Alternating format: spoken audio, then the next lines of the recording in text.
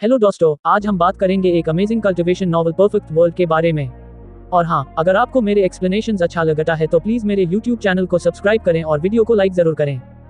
अध्याय 1141। यदि आप शर्त लगाने के लिए सहमत हैं तो आपको भुगतान करना होगा। उसे पकड़ लिया गया। सफेद वस्त्र पहने युवक मो दाओ स्तब्ध था। वह नीचे दबा हुआ था, 1 इंच भी हिलने में असमर्थ था। उसका पूरा शरीर मूर्ति की तरह जम गया था। वह कौन था? वह उस पीढ़ी का युवा सर्वोच्च प्राणी था जो अपने क्षेत्र में बेजोड़ था। पहले अमर पर्वत पर चढ़ गया था। वास्तव में उस अजीब प्राचीन क्षेत्र में प्रवेश कर रहा था। अमर प्राणियों को देख रहा था। वह तो ऐसे ही पराजित हो गया, बंदी बना लिया गया।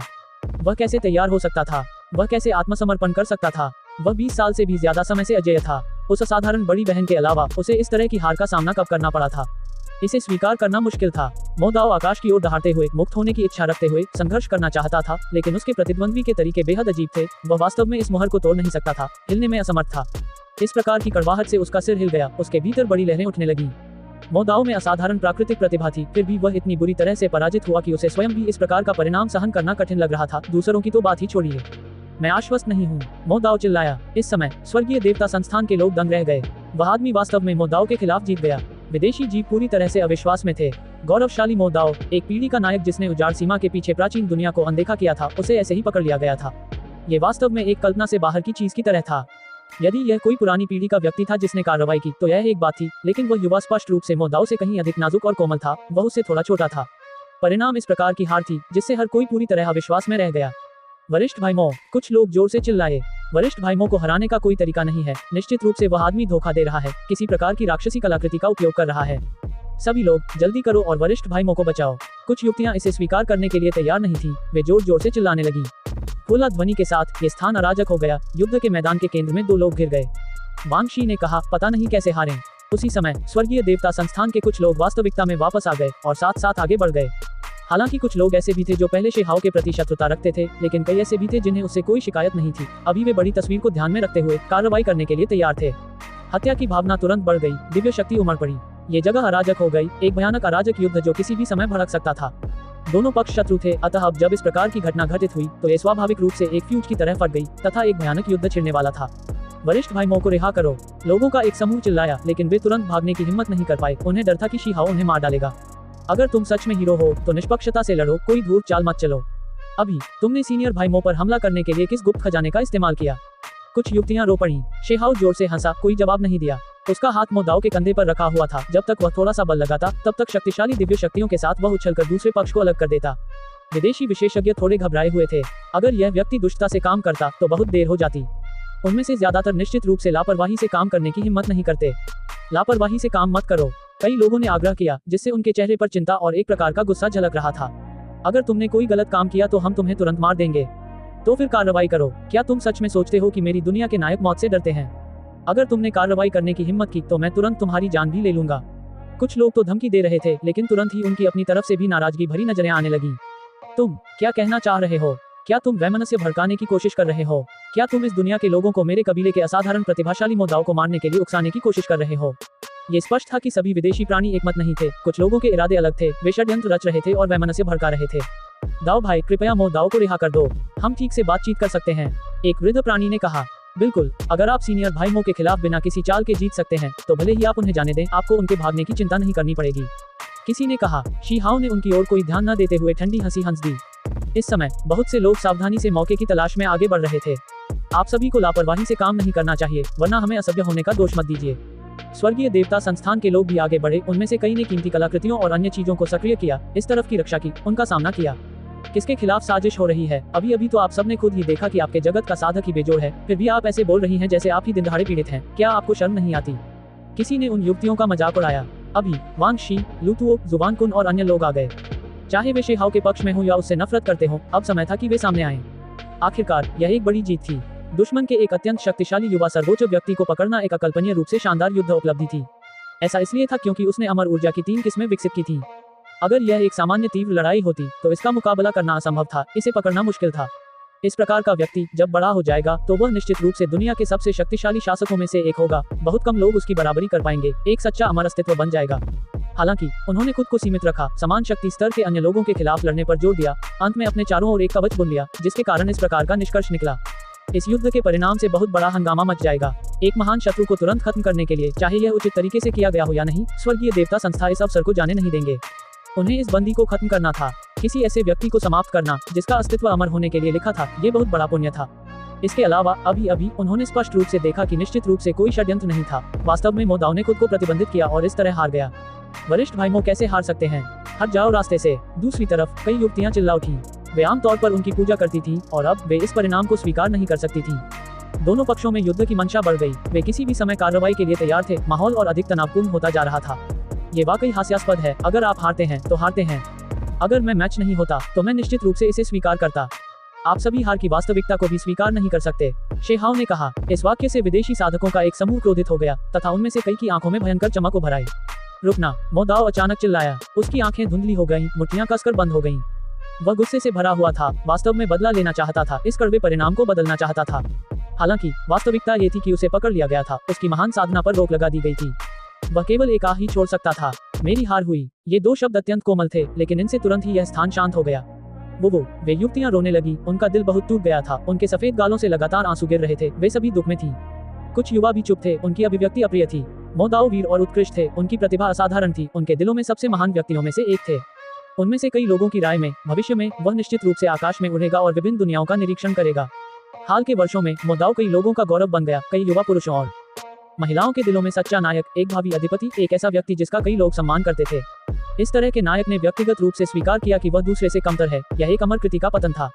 इसने स्वाभाविक रूप से कई लोगों को निराशा में डाल दिया, जिससे उन्हें निराशा की गहरी भावना महसूस हुई। सचमुच ये स्वीकार नहीं कर सकता। सीनियर भाई मो को कैसे हराया जा सकता है? वह व्यक्ति सीनियर भाई मो के खिलाफ कैसे जीत सकता है? कई लोग चिल्लाए। कुछ लड़कियों की आंखों में पानी भर आया। मो दाओ शांत हो गया। भले ही उसकी आंखें धुंधली थी, लेकिन उसने पहले ही अपना गुस्सा दूर कर लिया था।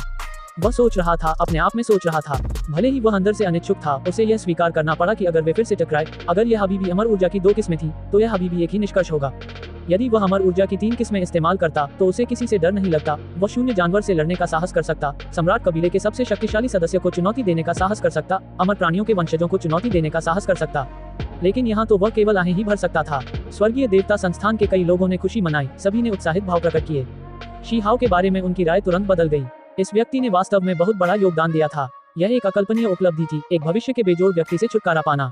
अफसोस की बात है कि उसने अमर ऊर्जा की सिर्फ 2 किस्में ही विकसित की। अगर उसके पास 3 होती तो लू तुओ भी उसका सामना करने की हिम्मत नहीं कर पाता। ये व्यक्ति बहुत असाधारण था। क्या आप अपनी शर्त पूरी करेंगे? शे हाओ ने पूछा। ये सवाल सुनते ही यह जगह शांत हो गई। सबने उन दोनों की तरफ देखा, क्योंकि परिस्थितियां बहुत कठोर थीं। वह एक छोटा लड़का नौकर बनने जा रहा था। एक असाधारण नायक जिसने अमर ऊर्जा की 3 किस्में विकसित की थी। वे इसे कैसे स्वीकार कर सकते थे? एक व्यक्ति के रूप में हमें ईमानदार होना चाहिए, शी हाओ ने कहा। अभी कई विदेशी जीव अपने दांत पीस रहे थे, सच में चाहते थे कि वे तुरंत अपना रास्ता बना सकें। क्या वे वास्तव में इस तरह से भिड़ने वाले थे, मो दाओ को मारने वाले थे? मो दाओ का चेहरा कठोर हो गया। वह अतुलनीय रूप से कड़वा और उलझन भरा महसूस कर रहा था। क्या वह वास्तव में अपने भविष्य को इस तरह समाप्त करने जा रहा था? वह एक पीढ़ी का युवा सर्वोच्च व्यक्ति था। वह किसी दूसरे का सेवक बनने को कैसे तैयार हो सकता था? मैं तुम्हें एक मौका दूंगा। मैं तुम्हें भविष्य में मुझे चुनौती देने दूंगा, और अगर तुम जीत गए तो तुम आजाद हो जाओगे।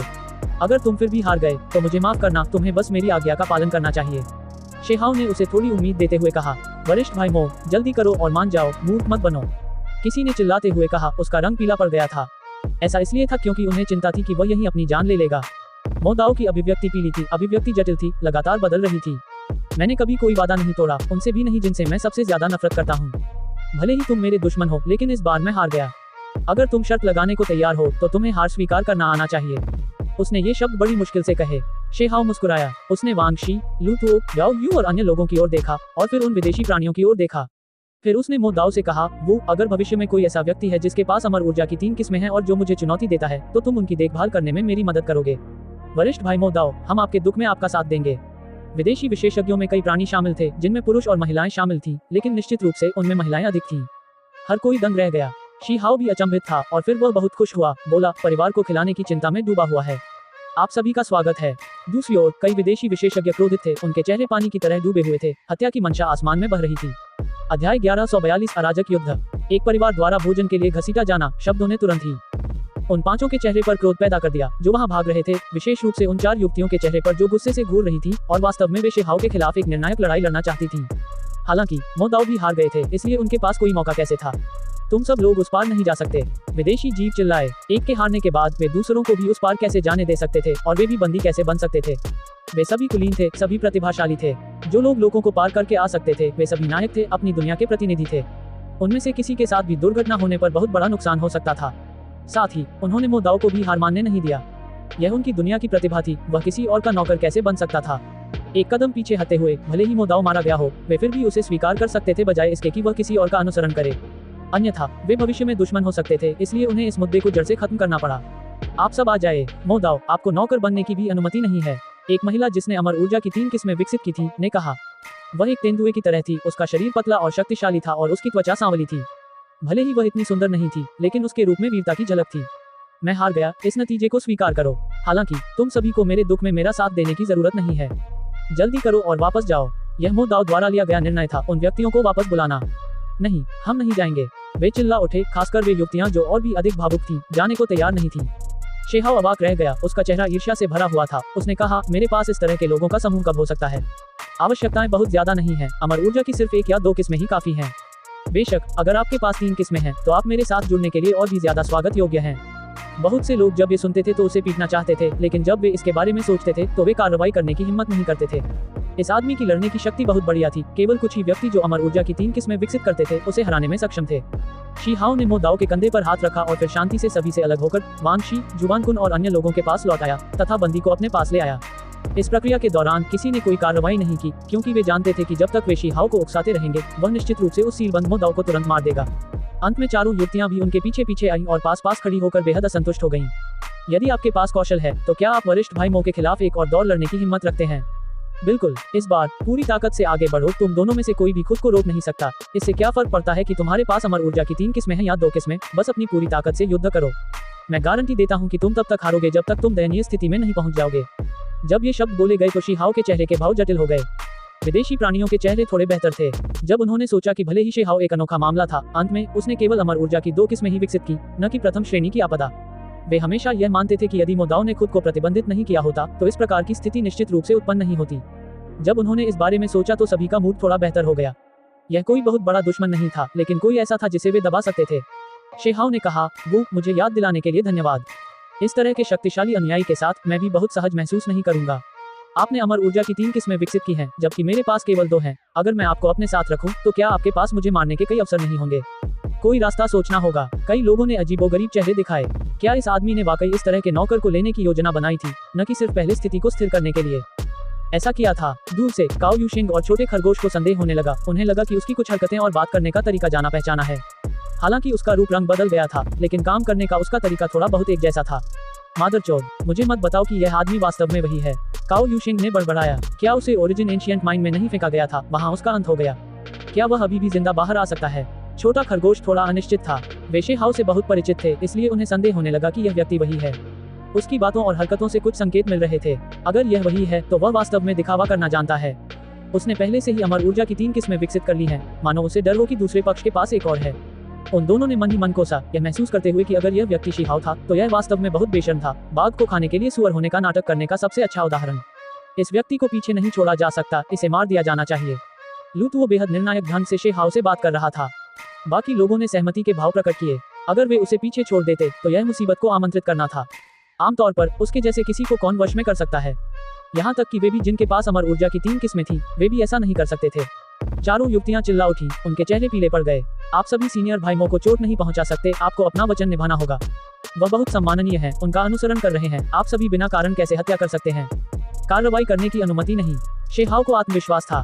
वह अमर ऊर्जा की 3 किस्में रखने वाला व्यक्ति भी था, इसलिए स्वाभाविक रूप से उसे मोदाओ से डर नहीं लगता था। यही वजह थी कि वह उसे इस तरह मारना नहीं चाहता था। मुझे अभी भी लगता है कि अगर तुम उसे मार दो तो बेहतर होगा। ठीक इसी समय राजकुमारी याओ यू ने भी इस तरह के निर्णय पर आते हुए कहा। वे निश्चित रूप से इस तरह की आपदा को पीछे नहीं छोड़ सकते थे। शेहाओ सहमत नहीं था। उसने कहा, यह अमर ऊर्जा की 3 किस्में वाला कोई व्यक्ति है जो मेरा अनुयायी बन रहा है। अगर उसे इस तरह मार दिया गया तो मेरे साथ कौन जाएगा? क्या ये बहुत दुख की बात नहीं होगी? वे सभी व्यक्ति कुछ अवाक थे।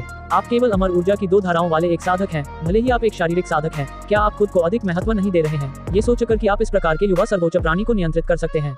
उनकी नजर में मोदाओ की हार का कारण यह था कि वह बहुत महान था। उसने अपनी अमर ऊर्जा की 3री किरण का उपयोग नहीं किया, अन्यथा कौन उसका मुकाबला कर सकता था?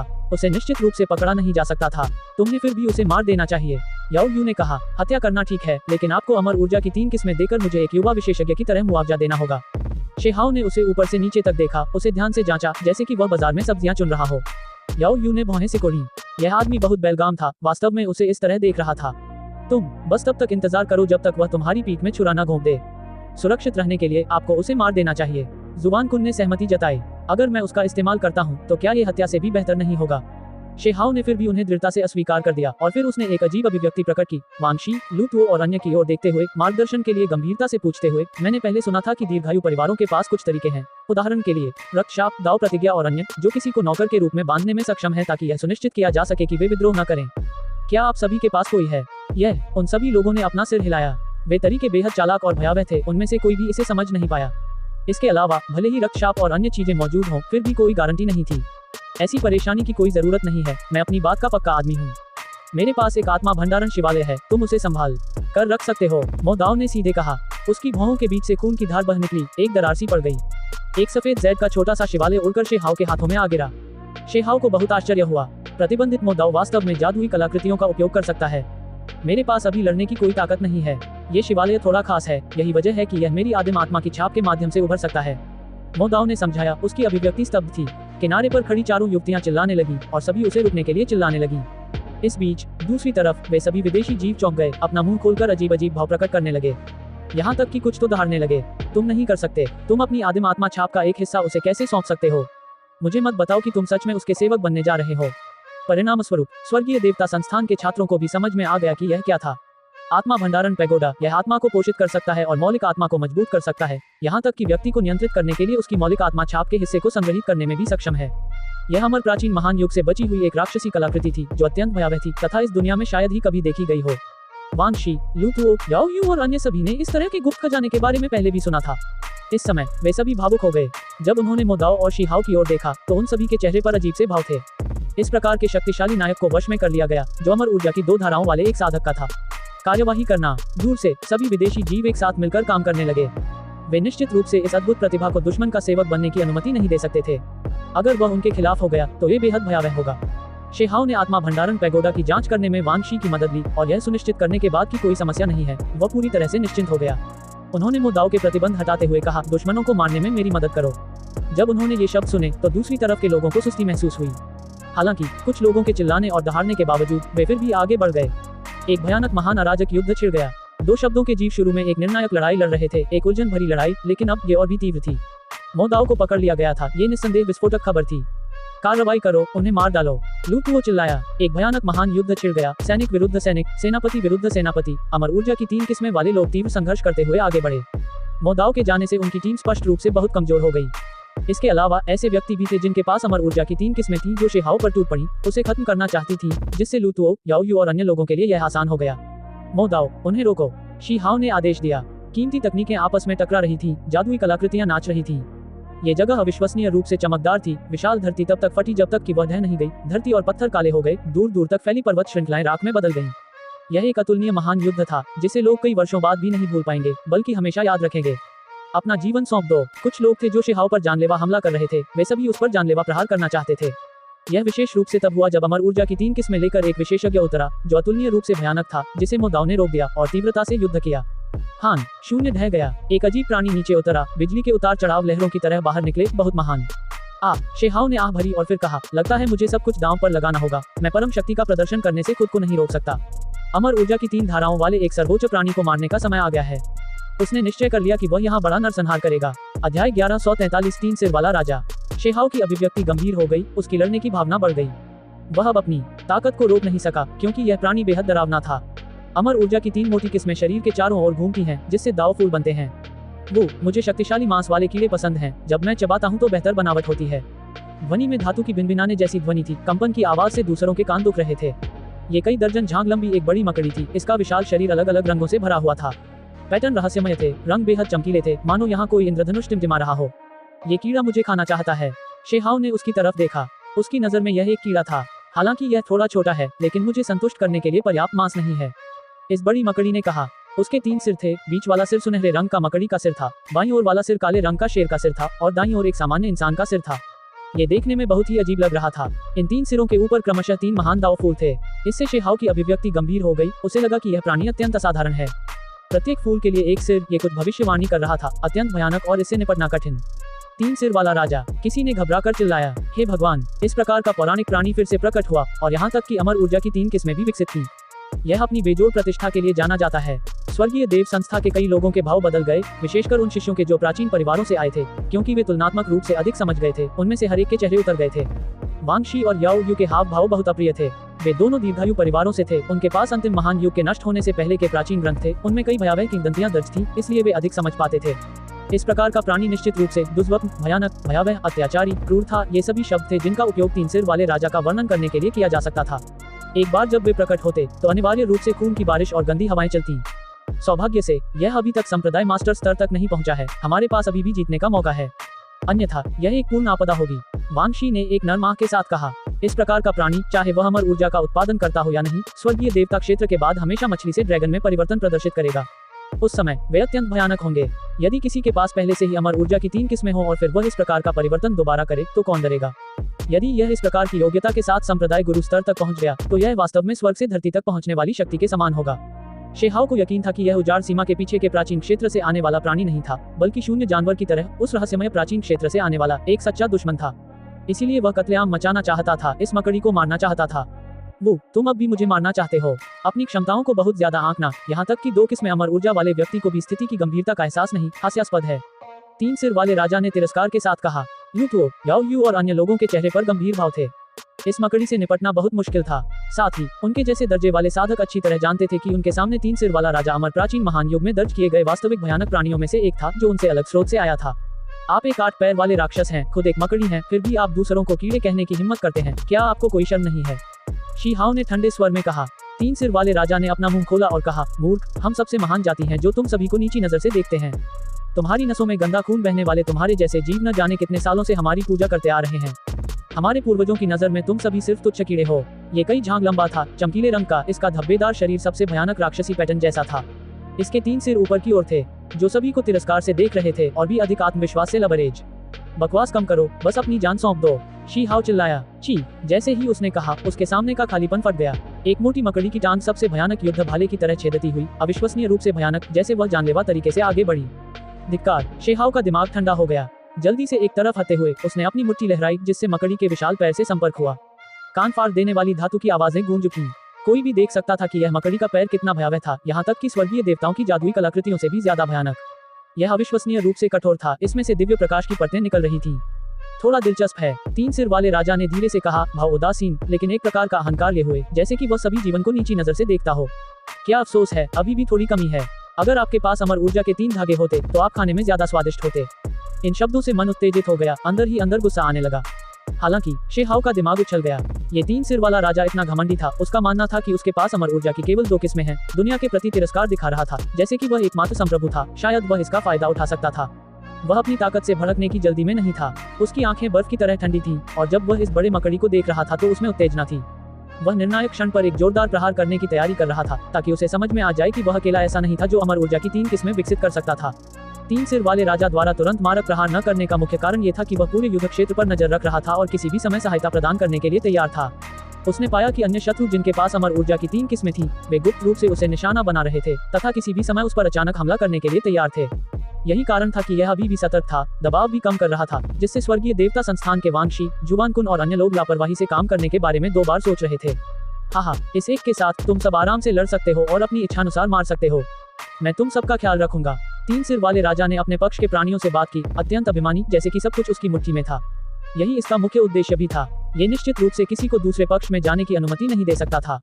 शेहाओ पर हमला करने का मुख्य कारण मो दाओ भी था। वह इस व्यक्ति को 9 स्वर्गों 10 पृथ्वी के प्राणियों द्वारा इस्तेमाल किए जाने की अनुमति नहीं दे सकता था। यही कारण था कि भले ही वह शेहाओ से बात कर रहा था, लेकिन वह वास्तव में मो दाओ पर दबाव बढ़ा रहा था, उसे पुनर्विचार करने के लिए मजबूर कर रहा था। हान, मकड़ी के जाले की एक लकीर निकली और शेहाओ की ओर बढ़ी। शेहाओ ने बगल की ओर सरकते हुए चकमा देते हुए अपना हाथ ऊपर उठाया और चमकीली बिजली निकली, जो ज्वाला जैसी चमक में बदल गई और मकड़ी के रेशम को जलाकर राख कर दिया। जियू, मकड़ी का जाला इंद्रधनुष की तरह था, जो तुरंत दिशा बदलकर मो दाओ की ओर बढ़ रहा था। 3 सिर वाले राजा ने कार्रवाई की, खुद मो दाओ पर हमला किया। यही उसका असली उद्देश्य था, जिसके लिए पूरी तरह से कार्रवाई करना उचित था। शेहाओ अब और नहीं रुक सका, वह 3 सिर वाले राजा पर प्रहार करना चाहता था। मोदाओ पहले से ही एक युवा सर्वोच्च प्राणी के खिलाफ लड़ रहा था। अब जब उस पर 3 सिर वाले राजा ने हमला किया तो स्थिति तुरंत गंभीर हो गई। तुम बदमाश, बड़ों को परेशान मत करो, आज्ञाकारी होकर अपने आप को यहाँ वापस खींचो। शी हाओ के आसपास कई काले कपड़े पहने लोग दिखाई दिए। वे सभी बहुत शक्तिशाली थे, साथ ही उनके पास काली घातक अंडरवर्ल्ड ऊर्जा की लहरें भी थीं। वे अचानक प्रकट हुए और शी हाओ पर हमला कर दिया। हान शेहाओ की मुट्ठी बाहर निकली। ये काफी शांत दिख रही थी, आसमान तक पहुंचने वाली दिव्य लपटों के बिना, लेकिन यह उसकी पूरी ताकत, आध्यात्मिक सार और जादुई शक्ति थी जो उस मुट्ठी में समाहित थी। एक दयनीय चीख निकली जिससे अन्य प्राणी स्तब्ध रह गए। मौत की गति बहुत तेज थी।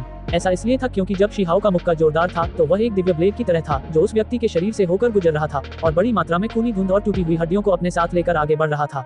मारना। शी हाओ ने जोर से चिल्लाते हुए 3 सिर वाले राजा की पीठ की ओर प्रहार किया तथा उसे मारने की तैयारी की। एक विशाल जाल चुपचाप प्रकट हुआ जो पूरी तरह से बुना हुआ था तथा आकाश को ढंक रहा था और 3 सिर वाले राजा की रक्षा कर रहा था। ये प्राणी काफी सतर्क था। हालांकि उसे नहीं लगता था कि अमर ऊर्जा की केवल 2 किस्में वाला साधक उसे मार सकता है, फिर भी उसने उसका सामना नहीं किया बल्कि दूसरे पक्ष के हमले को बेअसर करने के लिए मकड़ी के जाले का इस्तेमाल किया। कियान कियान कियान कियान। उसी समय 3 सिर वाले राजा के शरीर से प्रकाश की एक के बाद एक लकीरें निकलकर मोदाओ की ओर बढ़ रही थी। वे बेजोड़ स्वर्गीय तलवारों की तरह थे, दुनिया को झकझोर देने वाले। अमर ऊर्जा की 3 किस्में वाले 2 प्राणी एक साथ मोदाओ पर हमला कर रहे थे। ये दृश्य बेहद भयावह था। एक बड़ा दाव फूल 3 सिर वाले राजा की ओर तेजी से उड़ता हुआ आया। फूल की पंखुड़ियां चमक रही थीं, उनमें से 10,000 कलियां गिर रही थीं, जो अतुलनीय रूप से दिव्य थीं। महान दाव ध्वनियां बहरा कर देने वाली तरीके से गूंजी। वांग शी ने सहायता की पेशकश की। वह नहीं चाहती थी कि मो दाव मारा जाए। ऐसा इसलिए था क्योंकि उसकी राय में ये शेहाओ का नौकर था जो पहले से ही उनके पक्ष में था। जुबान कुन को कुछ हिचकिचाहट महसूस हुई, लेकिन फिर भी उसने कार्रवाई की। एक आश्चर्यजनक प्रकाश किरण को सक्रिय किया और उसे 3 सिर वाले राजा के सिर पर दागा। सबसे भयंकर अराजक युद्ध छिड़ गया। संपूर्ण युद्ध क्षेत्र में अव्यवस्था फैल गई। ऐसा इसलिए हुआ क्योंकि सभी शीर्षस्थ व्यक्तियों ने कार्रवाई शुरू कर दी थी, एक दूसरे पर हमला कर दिया था। अब वे एक दूसरे से नहीं लड़ रहे थे। 3 सिर वाले मकड़ी, अपनी जान दे दो। शेहाओ ने उस जाल से बचने की कोशिश की क्योंकि उसके पास बहुत तेज रफ्तार थी। वह 3 सिर वाले राजा के सिर के पीछे के क्षेत्र में चला गया, अपना हाथ ऊपर उठाया और नीचे की ओर प्रहार किया। कोई भी इसे 3 सिर वाली मकड़ी कहने की हिम्मत नहीं करता था। आमतौर पर इसे हमेशा 3 सिर वाला राजा कहा जाता था। इस नाम से उसकी आंखें बेहद ठंडी हो जाती थीं। जैसे ही वह पलटा, उसने एक छोटी सी चीख निकाली। समय परिवर्तन, ये समय शक्ति। शी हाओ चौंक गया। इस मकड़ी में वास्तव में इस प्रकार की प्रतिभा थी, समय को पकड़ना। अगर ऐसा था तो यह वास्तव में सबसे भयावह बेजोड़ सर्वोच्च प्राणी था। समय के टुकड़े फूलों की वर्षा की तरह नाच रहे थे, शून्य में व्याप्त, चमकते और दीप्तिमान। यह आपके राज्य से प्राप्त की गई बेजोड़ कीमती तकनीकों में से एक है। यह आप सभी जैसे तुच्छ और नीच कीड़ों से निपटने के लिए पहले से ही पर्याप्त है। 3 सिर वाले राजा ने कहा। बस मर जाओ, शी हाओ चिल्लाया। हत्या का खौफनाक इरादा स्वर्ग और पृथ्वी को ढक रहा था। ये सब 3 सिर वाले राजा पर केंद्रित था। अध्याय 1144 भयंकर युद्ध। शी हाओ के आसपास रोशनी के कण दिखाई दिए, चमक समृद्ध और विविधतापूर्ण थी। ये समय की शक्ति थी और अभी यह एक ब्लेड की तरह था जो उस पर वार कर रहा था। उसके हाथ उठाने पर उसकी 5 अंगुलियों और हथेली में अजीब पैटर्न दिखाई दिए जो 3 सिर वाले राजा के स्वर्ग को झकझोर देने वाले हमले का सामना करने के लिए समय की आभा लेकर आए। देदीप्यमान दिव्य प्रकाश प्रस्फुटित हुआ। ये समय का विनाश था, लौकिक शक्ति का विस्फोट था। उस क्षण में ऐसा लगा जैसे 500 वर्ष बीत गए हों, यहाँ तक कि सबसे पवित्र और पवित्र मंदिर भी धूल से भर गया होगा। बाहरी लोगों की नजर में ये सब बहुत ही कम समय में हुआ। बस रोशनी की एक हल्की सी बारिश हुई, फिर सब कुछ गायब हो गया। शेहाओ अंदर से हिल गया था। ये 3 सिर वाला राजा वास्तव में डरावना था, वास्तव में इस तरह की असाधारण दिव्य क्षमता को समझता था। अगर ये तथ्य न होता कि वह समय के गहन रहस्यों को भी समझता है, तो कोई भी अन्य निस्संदेह खतरे में होगा। लौकिक शक्ति, इस प्रकार की शक्ति अत्यंत भयावह थी, यहाँ तक कि अमर प्राणी भी इसके सामने पराजित हो जाता था। नश्वर संसार में विचरण करने वाले प्राणियों की तो बात ही छोड़िए। प्राचीन काल में यह अज्ञात था कि कितने विश्वव्यापी महान व्यक्ति काल के गाल में समा गए और उनका जीवन अधिक नहीं बचा तथा वे समय की लंबी नदी में बैठे बैठे ही मर गए। यही कारण है कि अस्थायी कीमती तकनीकें व्यक्ति को भय को नियंत्रित करने का एहसास कराती हैं। चाहे वह गहरा हो या उथला, जब तक वह समय को छूता है, वह व्यक्ति को चिंता और भय का एहसास कराता है। कुछ हद तक मनोरंजक, ये बिना ज्यादा शक्ति एकत्रित किए, समय की शक्ति का उपयोग किए बिना, बस एक यादृच्छिक हमला था। फिर से 3 सिर वाले राजा ने पहली बार अपने प्रतिद्वंद्वी को देखने के लिए मुड़कर देखा और शेहाओ को देखते हुए एक अजीब अभिव्यक्ति प्रकट की। शेहाओ निडर बना रहा। अभी उसने खुद को रोक लिया और अपने सबसे बेहतरीन तरीकों का इस्तेमाल नहीं किया, क्योंकि उसके अंतर्ज्ञान ने उसे बताया कि हमला 3 सिर वाले राजा को एक झटके में नहीं मार देगा।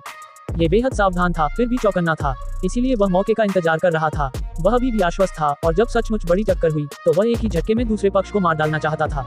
बहुत तेज हवाएं गरज रही थीं। 3 सिर वाले राजा ने अपना मुंह खोला और फूंक मारी। धूसर आकाशीय हवाएं उमड़ रही थीं, शून्य को कुचल रही थीं। इससे दूसरे लोग डर से कांप उठे। यह एक और अनमोल तकनीक थी जो मूल रूप से 9 स्वर्गों 10 पृथ्वियों से संबंधित थी। मारना। अचानक मो दाओ ने हरकत की, उसके हाथ से लाल रंग की बहुरंगी रोशनी निकली। ज्वाला के बादल अंतहीन रूप से फूटने लगे, आसमान में लाल कमल के फूल भर गए। अंतहीन लपटें भड़क उठी, आकाश को जला दिया, 3 सिर वाले राजा को डुबो दिया। ऐसा इसलिए था क्योंकि उसे डर था कि शी हाओ को बहुत कष्ट होगा। तोड़ना। 3 सिर वाला राजा चिल्लाया। सूक्ष्म हवाएं दिशा बदल गईं, मोदाओ की ओर दौड़ पड़ी, उनकी अनमोल तकनीक से टकराने लगी, जिसके परिणामस्वरूप ये स्थान अतुलनीय रूप से शानदार बन गया। मारना। युवा सर्वोच्च प्राणी जो पहले मोदाओ के खिलाफ लड़ रहा था, उसने सफेद वस्त्र पहने युवक पर हमला कर दिया। एक तीव्र अराजक युद्ध छिड़ गया। कुछ ही दूर पर दूसरे लोगों की लड़ाइयां भी अपने चरम पर पहुंच रही थी, यहाँ तक कि यहाँ से भी ज्यादा भयंकर। खून बह रहा था, लाशें जमीन पर गिर रही थीं। कुछ ही दूरी पर वांग शी के कंधों से खून बह रहा था। एक मकड़ी के धागे से चोट लगने से उन्हें हल्की चोट लगी थी। ऐसा इसलिए था क्योंकि ठीक इसी समय कुछ युवा सर्वोच्च प्राणियों ने, जो अमर ऊर्जा की 3 किस्में विकसित करते थे, एक ही समय में उस पर हमला किया था। जब 3 सिर वाला राजा मोदाओ को निशाना बना रहा था, तो वह अचानक पलट गया और वांग शी से निपटने में दूसरों के साथ शामिल हो गया। यह एक छिपा हुआ हमला था, जिसका उद्देश्य युद्ध के मैदान में अमर ऊर्जा की 3 किस्में रखने वाले दुश्मनों को खत्म करना था। वृनित, बड़ी मकड़ी, तुम कहाँ जा रहे हो? शी हाओ ने पीछे से चिल्लाया। 3 सिर वाला राजा बहुत चिढ़ा हुआ था। उसकी हैसियत को देखते हुए कौन उसे नीची नजर से देखने की हिम्मत कर सकता था। फिर भी इस व्यक्ति ने उसे इतनी सहजता से मकड़ी कहा। वह फिर से घूम गया, उस युद्ध के मैदान में वापस आ गया। पेंग। कुछ ही दूरी पर याओ यू का शरीर लड़खड़ा रहा था, उसी तरह कई महान विशेषज्ञों के संयुक्त हमलों से पीड़ित था। आप सभी अपनी शक्ति को केंद्रित करना चाहते हैं और हम में से किसी एक को पहले खत्म करना चाहते हैं। याओ यू ने ठंडी हंसी हंसी। उसने लुतुओ, जुबान कुन, वांग शी को बुलाया और फिर उन्होंने मिलकर कार्रवाई की, साथ ही एक महत्वपूर्ण व्यक्ति को खत्म करने के लिए मिलकर काम करने की कोशिश की। हान। महत्वपूर्ण व्यक्ति तो नहीं गिरे, लेकिन कुछ असाधारण व्यक्ति थे जो उनकी विध्वंसक शक्ति के प्रभाव में नष्ट हो गए तथा मांस और रक्त हर जगह उड़ने लगे। युद्ध का मैदान अब पूरी तरह से अस्त व्यस्त हो चुका था, बस एक मांस की चक्की थी। एक के बाद एक कई लोग मारे गए और जल्दी जल्दी लोगों की जान चली गई। लाशें और कुचली हुई हड्डियां हर जगह बिखरी हुई थी। ये दृश्य इतना भयानक था कि इसे बर्दाश्त नहीं किया जा सकता था। हालांकि इस प्रक्रिया के दौरान शे हाओ को कुछ मुद्दों का पता चला। स्वर्गीय देवता संस्थान के बुजुर्गों द्वारा जारी किए गए जीवन रक्षक प्रतीकों का उपयोग इस स्थान से मृतकों को दूर ले जाने के लिए किया जाता था। इसी प्रकार विदेशी प्राणियों के पास भी जीवन रक्षक तरीके थे। उनमें से कई की लाशें अंततः दिव्य इंद्रधनुष में बदल गईं और चली गईं। क्या बकवास है, मैंने इतना बड़ा योगदान दिया, फिर भी मुझे बचाने के लिए अभी भी वे जीवन रक्षक उपाय नहीं है। शे हाओ असंतुष्ट था। बेशक अभी भी कुछ लोग मर चुके थे, जमीन खून से सनी हुई थी, उनके चारों ओर लाशें बिखरी हुई थीं। यहाँ तक कि जीवन रक्षक प्रतीक भी उन्हें नहीं बचा सके। सौभाग्य से जिस शून्य जानवर को उसने पहले मारा था, वह इस तरह नहीं मरा, बल्कि सचमुच मारा गया। इसका कुछ संबंध ताकत की डिग्री से था। हालात और भी ज्यादा अराजक और ज्यादा कड़वे होते चले गए। युद्ध के मैदान में मौजूद जीव अलग अलग दिशाओं में मारे फिर रहे थे। कुछ पहाड़ों की श्रृंखलाओं में घुस रहे थे, तो कुछ घाटियों में लड़ते हुए अपना रास्ता बना रहे थे। अच्छा नहीं, वह कहाँ चला गया? वांग शी चौंक गई। जब उसने पलट कर देखा तो शे हाओ गायब हो गया। वह भी बड़े दुश्मनों से लड़ रही थी, इसलिए वह उसके बारे में भूल गई। छोटी बहन, तुमने दूसरों की चिंता करना सीख लिया है, राजकुमारी याओ यू ने उसे चिढ़ाते हुए कहा। वह वांग शी से बहुत दूर नहीं थी, जो वर्तमान में एक युवा सर्वोच्च व्यक्ति के खिलाफ लड़ रही थी। वांग शी ने डांटा, तुम क्या बकवास कर रहे हो? मुझे पछतावा हो रहा है। उसने एक युवा सर्वोच्च प्राणी को वश में कर लिया, जिसके पास हमारे पक्ष के उपयोग के लिए अमर ऊर्जा की 3 किस्में हैं। अगर वह अभी मर गया तो हमारा नुकसान बहुत ज्यादा होगा। चिंता मत करो, अभी अभी मैंने उसे और उस 3 सिर वाले राजा को पर्वत श्रृंखला की गहराई में भागते हुए देखा। मोदाओ भी उनके पीछे पीछे आया, इसलिए निश्चित रूप से कोई समस्या नहीं है। याओ यू ने कहा, शरीर साधक वास्तव में बहुत शक्तिशाली होते हैं। उनका शरीर वास्तव में 3 सिर वाले राजा से मेल खाने में सक्षम है। किसी ने कहा। युद्ध की चीखें आसमान को हिला रही थीं। दोनों पक्षों के वीरों ने युद्ध के मैदान में खूनी संघर्ष किया। सभी ने बहुत ही तीव्रता से युद्ध किया। हालांकि इस समय शी हाओ पहले ही युद्ध के मैदान से अलग हो चुका था और पर्वत श्रृंखला की गहराई में प्रवेश कर चुका था। इस समय मोदाओ अब मुख्य शक्ति नहीं था, बल्कि शी हाओ था। वह पूरी तरह से शक्ति से भर गया था। सफेद वस्त्र पहने युवक मोदाओ स्तब्ध रह गया, मानो उसने कोई भूत देख लिया हो।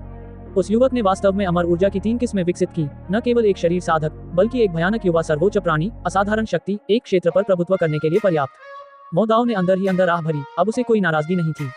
पहले वह अभी भी खुद को दूसरे पक्ष के खिलाफ सिर्फ 2 अमर ऊर्जा के साथ जुआ खेलने के लिए दोषी मानता था, खुद को सीमित रखता था, खुद को आश्वस्त महसूस नहीं करता था। लेकिन अब जब उसने ये दृश्य देखा तो उसके पास कहने के लिए कुछ नहीं था। एक युवा जो उससे भी छोटा था, उसने अमर ऊर्जा की 3 किस्में विकसित की। अब वह पूरी तरह से प्रस्फुटित हो गया। मूल रूप से एक मानव आकार का बर्बर ड्रैगन। उसके हमले शक्तिशाली और विनाशकारी थे। शे हाओ ने अपने पहले ही हमले में विलो देवता की बहुमूल्य तकनीक का इस्तेमाल किया। आकाश को ढकने वाली स्वर्णिम दिव्य व्यवस्था की श्रृंखलाएं बाहर निकली। वे सभी आगे की ओर बढ़ी, जिससे 3 सिर वाले राजा के शरीर में खूनी छेद हो गए। 3 सिर वाला राजा पूरी तरह से स्तब्ध था। उसका चेहरा उतर गया था। वह अविश्वसनीय रूप से भयानक महसूस कर रहा था। उसकी आंखों में वह छोटी सी आकृति, जिस प्राणी को उसने नीचे देखा, वह निश्चित रूप से खुद से कमतर नहीं था। अमर ऊर्जा की 3 लड़ियों के साथ उसके पास दिव्य वीरता, बेजोड़ शक्ति थी। इससे पहले उसे इतनी बड़ी क्षति कभी नहीं हुई थी। लगभग जीवन के लिए खतरा बन गई थी। यह ऐसा था जैसे एक नम्र छोटी भीड़ अचानक शेर बन गई और पूरे झुंड को खा गई। 3 सिर वाला राजा बहुत हैरान था। ये युवक अचानक भड़क गया। ये दृश्य एक बुरे सपने जैसा था। अगर उसकी ताकत इतनी नहीं होती कि वह स्वर्ग को मात दे सके, तो वह यही मारा जाता। विंग। एक बड़ा जाल उड़ गया, जिसे 3 सिर वाले राजा ने थूक दिया। यह उसकी अपनी जन्मजात दिव्य विधि थी, जिसने स्वर्ग और पृथ्वी को कवर किया और नीचे शे हाओ को घेर लिया। ये जोर से चिल्लाया, स्वर्ग के जाल में बड़े जाल हैं, लेकिन दोषी बच नहीं पाएंगे। शी हाओ को तुरंत क्रोध में कहा गया, तुम्हारे जैसा भयंकर कीड़ा भी ऐसी बातें कह सकता है कि स्वर्ग के जाल से कुछ भी नहीं बच सकता। हान, अनंत विलो शाखाएं बाहर निकली। व्यवस्था की सुनहरी दिव्य श्रृंखलाएं इंद्रधनुष की तरह थी, पहले से भी ज्यादा भयानक। वे मकड़ी के जाले के अंतराल को चीरती हुई 3 सिर वाले राजा के शरीर को चीरती हुई निकल गईं। मैं समझता हूँ यह उस समय के विलो देवता की पद्धति है। 3 सिर वाले राजा की अभिव्यक्ति बदल गई और फिर वह जोर से चिल्लाया। वह विलो पेड़ बहुत प्रसिद्ध था, जिसे पैतृक संरक्षक आत्मा के रूप में जाना जाता था। उस समय वह अपरिहार्य जाल से भाग गया, बलपूर्वक अपना रास्ता निकालकर बाहर निकल गया, मर नहीं गया। अमर प्राचीन महान युग में वह विलो वृक्ष बिना किसी बाधा के आगे बढ़ता था, यहाँ तक कि कई अमर विशेषज्ञ भी उसे रोक नहीं पाते थे। ये बस एक वर्जित अस्तित्व था, इसकी शक्ति बहुत अधिक थी। 10,000 मकड़ियों की राक्षसी कला। 3 सिर वाला राजा दहाड़ा। विलो देवता की विधि से तोड़े गए इस युवा को मकड़ी का जाला वास्तव में रोक नहीं सका। नतीजतन अब इसने एक प्रकार की प्राचीन स्वर्गीय कला का उपयोग किया। इस प्रकार उसके 8 मकड़ी जैसे पैर हिलने लगे, एक के बाद एक जटिल और रहस्यमयी पथ बनाते हुए, ऊपर की तारों की धाराओं के बल का निर्माण करते हुए शेहाओ को विस्फोट करके टुकड़े टुकड़े कर देने की इच्छा रखने लगे। 6 दाव पुनर्जन्म। हान, स्वर्ग और पृथ्वी अलग हो गए। 2 महान विशेषज्ञ सीधे भिड़ गए। शून्य में न जाने कितने ली तक बड़ी काली दरारें फैल गईं, जिससे स्वर्ग में हत्या की भावना उमड़ पड़ी। ये वास्तव में 6 दाव पुनर्जन्म है। 3 सिर वाला राजा घबरा कर चिल्लाया। अतीत में इस प्राचीन स्वर्गीय कला के बारे में बहुत सारी किंवदंतियां थीं। इस प्रकार की प्राचीन स्वर्गीय विधि में महिमा थी, इसमें दीर्घायु की शक्ति निहित थी। अतीत से इसके बहुत सारे रहस्य बचे हुए थे, यहाँ तक कि सच्चे अमर लोग भी पहले इसकी प्रशंसा करते थे। जहाँ तक पास में खड़े मोदाओं का सवाल है, तो वह सचमुच चौंक गया। यह आदमी उसकी सोच से कई गुना ज्यादा ताकतवर था और असल में कुछ ऐसी अनमोल तरकीबें दिखा रहा था जिनके बारे में उसे पता भी नहीं था। शेहाओ ने तब तक लड़ाई लड़ी जब तक उसकी आंखें लाल नहीं हो गईं। 3 सिर वाले राजा के साथ उसका आमना सामना हुआ। अंत में उसने और भी ज्यादा जोर से एक मकड़ी का पैर पकड़ लिया। हर जगह खून के छींटे पड़े। ये लड़ाई अविश्वसनीय रूप से पागलपन भरी और तीव्र थी। अध्याय 1145 चरम शिखर पर युद्ध। शेहाओ दहाड़ उठा, उसके काले बाल झरने की तरह इधर उधर उड़ रहे थे। फिर वह और भी ज्यादा उल्टा खड़ा हो गया, शून्य में बहता हुआ। उसने 3 सिर वाले राजा के विशाल मकड़ी के पैरों में से एक को उठाया और फिर उसे तेजी से घुमाया, जैसे कि वह उसे सीधे ऊपर से हटा रहा हो।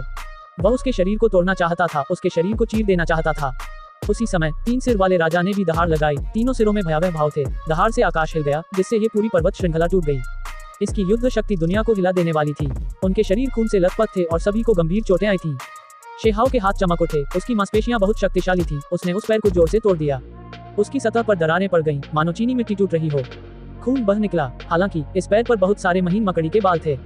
वे मुलायम फर की तरह दिखते थे, लेकिन इस समय वे सभी खड़े थे। उनका उपयोग अकल्पनीय था, स्टील की सुइयों की तरह कठोर हो गए थे।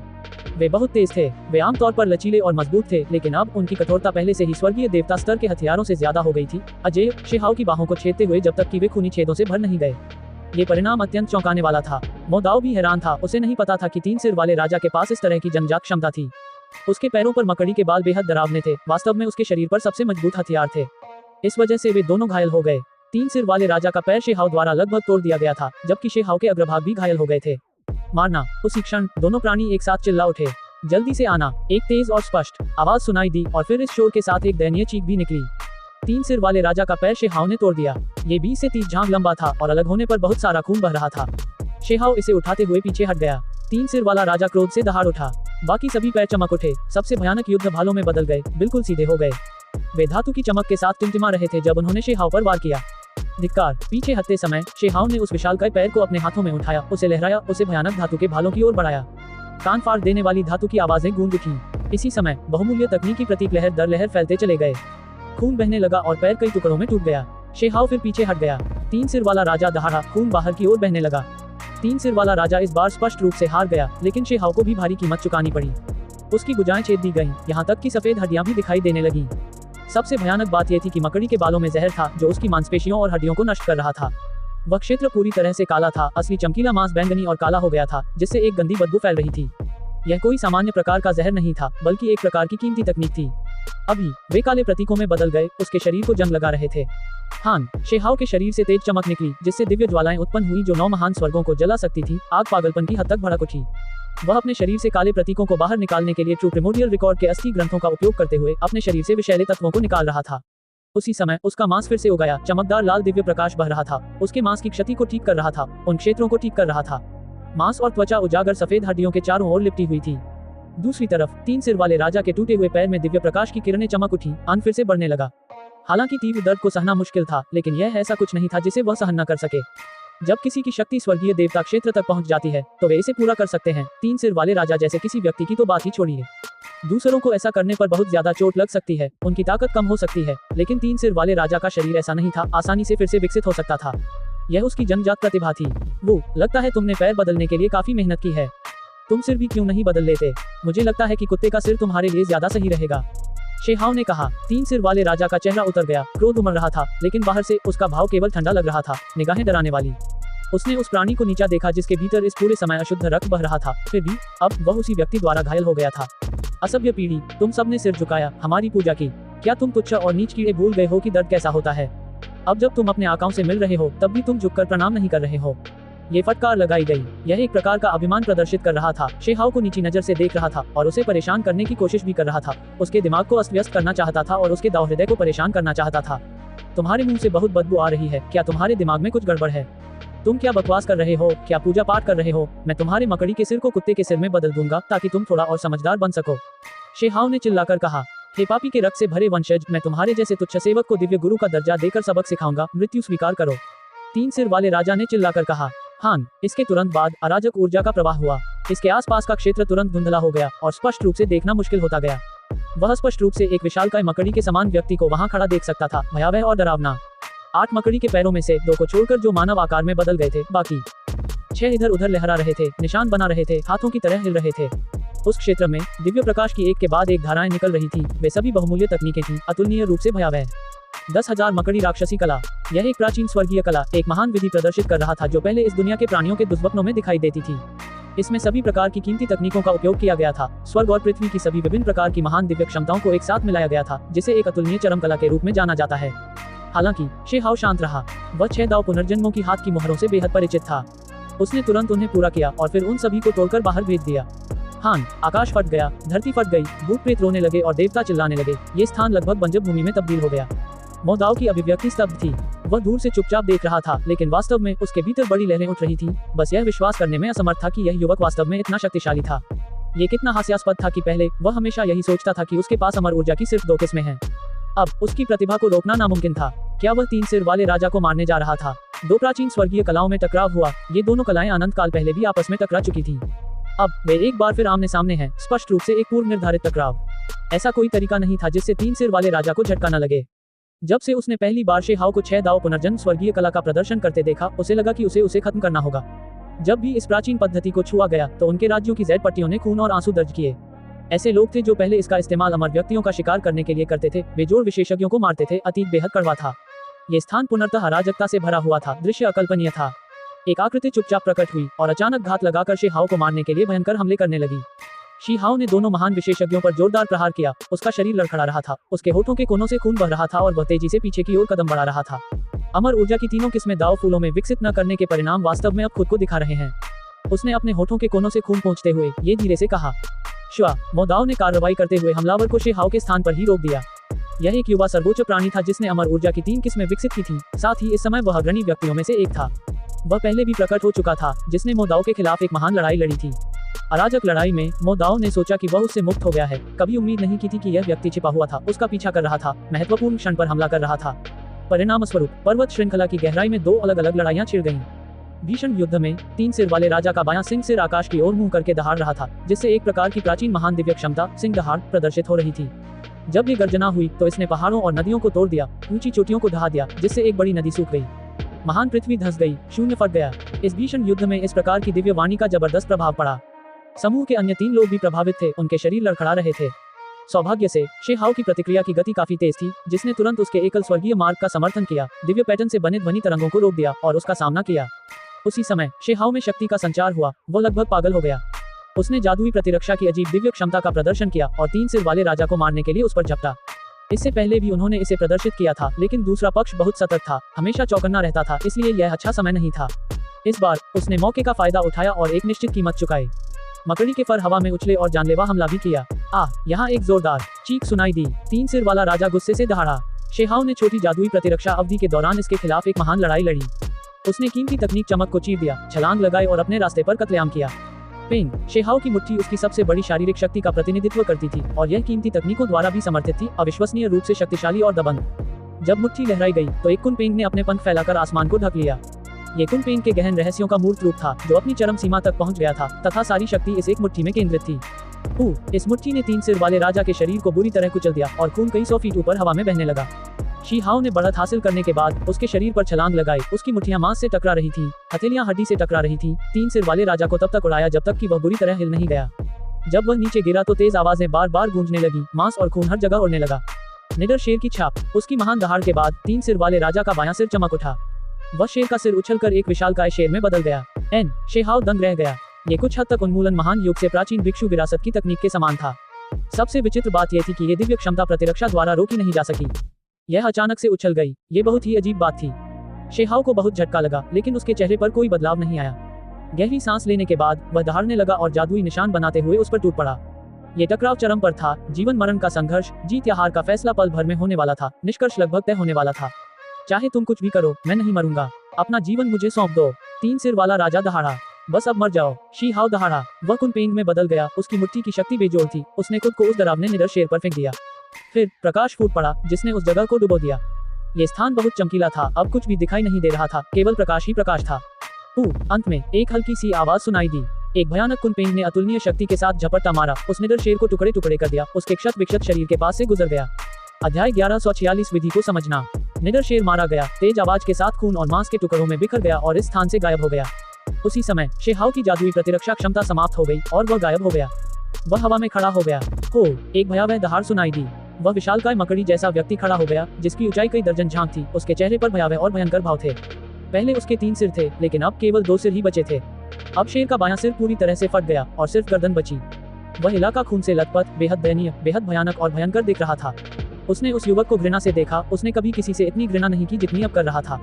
खुद के समान शक्तिशाली, सबसे शक्तिशाली जातियों में से एक के रूप में जानी जाने वाली, वास्तव में यहाँ हार गई, लगभग मर गई। अभी अभी तो वह लगभग मर ही गया था। उसका एक सिर कट गया था। केवल एक क्षतिग्रस्त शरीर बचा था। जब कोई अपने साधना क्षेत्र में पहुंचता है तो अन्य भागों का मांस, जैसे लुप्त अंग, सबका पुनर्निर्माण किया जा सकता है। हालांकि इन 3 सिरों का पुनर्निर्माण नहीं किया जा सकता, क्योंकि वे उसके जीवन से निकटता से जुड़े हुए थे। 3 सिर वाले राजा के नाम से ही पता चलता है कि उसके 3 सिर थे और 3 जीवन भी। बाकी 2 की तुलना में उसके 2 जीवन ज्यादा थे, क्योंकि एक सिर एक जीवन को दर्शाता था जो अपनी जगह मर रहा था। ठीक वैसे ही जैसे अभी अभी उस भयानक हमले के दौरान उसे मर जाना चाहिए था। हालांकि वह अभी भी जीवित था, बस अपना शेर जीवन खो रहा था। शी हाओ काफी हैरान था, एक अजीब अभिव्यक्ति प्रकट करते हुए। जब उस शेर ने अभी अभी खुद को फेंका तो उसकी कीमती तकनीक प्रतिबंधित क्यों नहीं की गई? फिर भी वह अपनी दिव्य क्षमता प्रदर्शित करने में सक्षम था। ये कुछ हद तक उस निडर शेर जैसा था जिसे पिछले महान युग में प्राचीन भिक्षु वंश ने वश में किया था। क्या ऐसा हो सकता है कि वास्तव में ऐसा कोई प्राणी था जो जादुई बल प्रतिरक्षा क्षमता से बच सकता था? इसके तुरंत बाद शी हाओ को फिर से थोड़ी राहत मिली। उसने सोचा कि कैसे मोदाओ ने पहले कई क्षतिग्रस्त जादुई छापें प्रदर्शित की थी, जो उसकी क्षमता को प्रभावित और बाधित करने में सक्षम थी, जिसका मतलब था कि पहले भी ऐसे लोग थे जिन्होंने इस दाव पर सावधानीपूर्वक शोध किया था और जबरदस्त परिणाम प्राप्त किए थे। क्या ये संभव है कि प्राचीन भिक्षुओं ने ही पहले इस तरह की चीजों पर शोध किया हो? यह अभी भी सही नहीं लगता। तथाकथित निडर शेर छाप शायद उन जादुई छापों में से एक हो सकती है। शी हाओ इस निष्कर्ष पर पहुंचे। साथ ही मन सोचने के बाद उसे लगा कि अकेले निर्भय शेर की छाप उसकी क्षमता में केवल क्षण भर के लिए ही हस्तक्षेप कर सकती है। उसकी क्षमता को पूरी तरह से अप्रभावी नहीं बना सकती, क्योंकि अभी निर्भय शेर अभी भी उसके द्वारा दबा हुआ था। तुम गंदे कीड़े हो, प्राचीन रक्त राजाओं की निंदा करते हो, मैं तुम्हें माफ नहीं करूंगा। बस नरक में जाओ। 3 सिर वाला राजा गुस्से से चिल्लाया। इस समय वह पागलों की तरह हमला करता है, मानो वह पूरी तरह से पागल हो गया हो। उसके शरीर पर हजारों मकड़ी के बाल खड़े हो गए और फिर वे उसके शरीर से अलग हो गए, आकाश और धरती को ढकते हुए उसके शरीर से निकलकर शी हाओ की ओर बढ़ते हुए। मोहर। शी हाओ ने हल्की सी चीख मारी। उसके शरीर के चारों ओर एक चमकता हुआ स्वर्गीय मार्ग दिखाई दिया। ये सूर्य की तरह था, लेकिन एक दिव्य डिस्क की तरह भी था जो शी हाओ को घेरे हुए था, उसे अंदर से सुरक्षा दे रहा था। सभी तीखे मकड़ी के बाल अवरुद्ध हो गए, जिससे आगे बढ़ना असंभव हो गया, बाहर की ओर अवरुद्ध हो गया। अंत में एकमात्र स्वर्गीय मार्ग वास्तव में जलने लगा, जिससे अंतहीन प्रकाश निकलने लगा। शक्तिशाली ऊर्जा में उतार चढ़ाव होने लगा, जिससे सभी मकड़ी के बाल उड़ने लगे। तुम्हारे पास और क्या तरीके हैं? बस उन सभी का उपयोग करो। शेर का सिर पहले ही फाड़ दिया गया है, क्या अफसोस है कि इसकी जगह लेने के लिए कुत्ते का सिर नहीं है? शी हाओ ने उपहास किया। नीच चीज, बस मर जा। 3 सिर वाला राजा गुस्से से दहाड़ उठा। उसका शरीर चमक रहा था, रोशनी से धधक रहा था। उसके 8 मकड़ी के पैर अविश्वसनीय रूप से भयानक रूप से लहरा रहे थे। ये बहुमूल्य तकनीकों का प्रदर्शन कर रहा था तथा एक प्राचीन स्वर्गीय कला को सक्रिय कर रहा था। बस अब बहुत हो गया। ऐसा नहीं है कि मैंने तुम्हारी कीमती तकनीकें पहले कभी नहीं देखी, ये सब हमारी दुनिया से प्राप्त की गई हैं। क्या तुम कुछ नया इस्तेमाल कर सकते हो? शी हाओ ने तिरस्कार के साथ कहा, उसे भड़काने की कोशिश करते हुए। 3 सिर वाले राजा ने कुछ नहीं कहा, केवल उसकी आंखें बर्फ की तरह ठंडी रहीं। उसने एक धीमी दहाड़ लगाई। उसके सिर पर लगे 3 दाव फूल उड़कर शी हाओ की ओर बढ़ गए।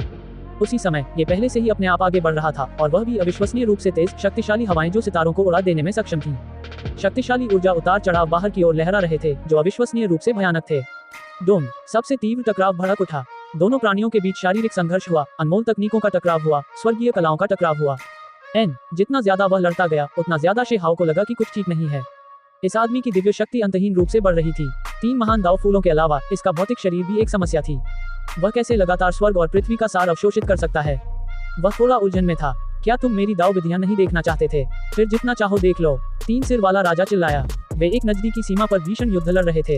ये तथ्य कि 3 सिर वाले राजा ने अकेले उसके खिलाफ शारीरिक शक्ति में प्रतिस्पर्धा करने की हिम्मत की पहले से ही थोड़ा आश्चर्यजनक था और अब उसने इस प्रकार की घोषणा भी की। स्थिति निश्चित रूप से थोड़ी अजीब थी। शी हाओ आश्चर्यचकित था। कुछ ही देर बाद उसे लगा जैसे उसका खून ठंडा हो गया हो। ऐसा इसलिए था क्योंकि दूसरे पक्ष के शरीर से और भी ज्यादा भयानक आभा फैल रही थी। दिव्य शक्ति विस्मयकारी थी क्योंकि वह लगातार उससे शारीरिक रूप से टकरा रही थी। उस मकड़ी का शरीर अतुलनीय था। तोड़ो, शेहाओ ने गुरगुराहट के साथ एक विशाल मकड़ी का पैर पकड़ लिया और पहले की तरह उसे फाड़ डालने की इच्छा व्यक्त की। लेकिन कुछ ऐसा हुआ कि उसके रोंगटे खड़े हो गए।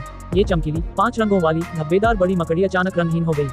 उसी क्षण 5 प्रकार की चमक ने शून्य को भर दिया और शी हाओ को पर्दे की तरह ढक दिया। परिष्कृत करो, 3 सिर वाला राजा चिल्लाया।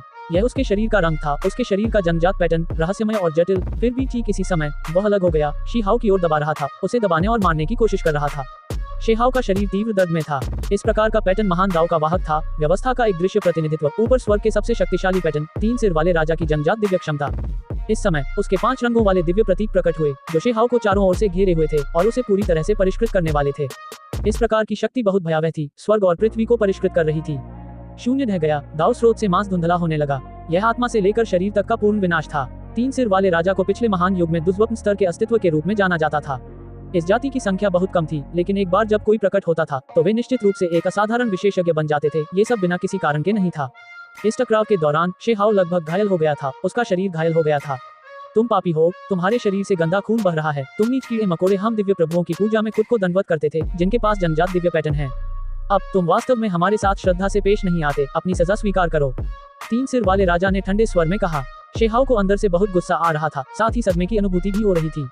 क्या ऐसा हो सकता है कि अमर प्राचीन महायुग की हार के बाद जो जीव बच गए थे वे पहले उनके सामने झुक गए थे?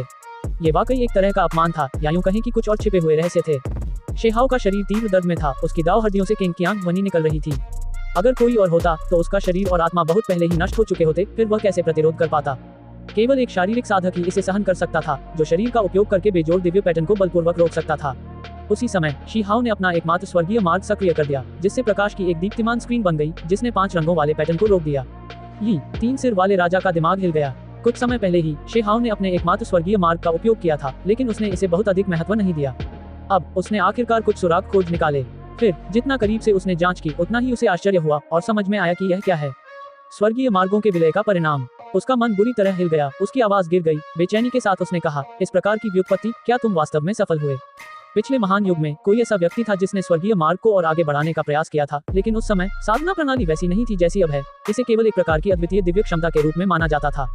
दुर्भाग्यवश उन अंतिम दिनों में किसी ने भी 10 स्वर्गीय मार्गों को एक गहन रहस्य तक विकसित नहीं किया, केवल एक सैद्धांतिक मार्ग ही खोज पाए।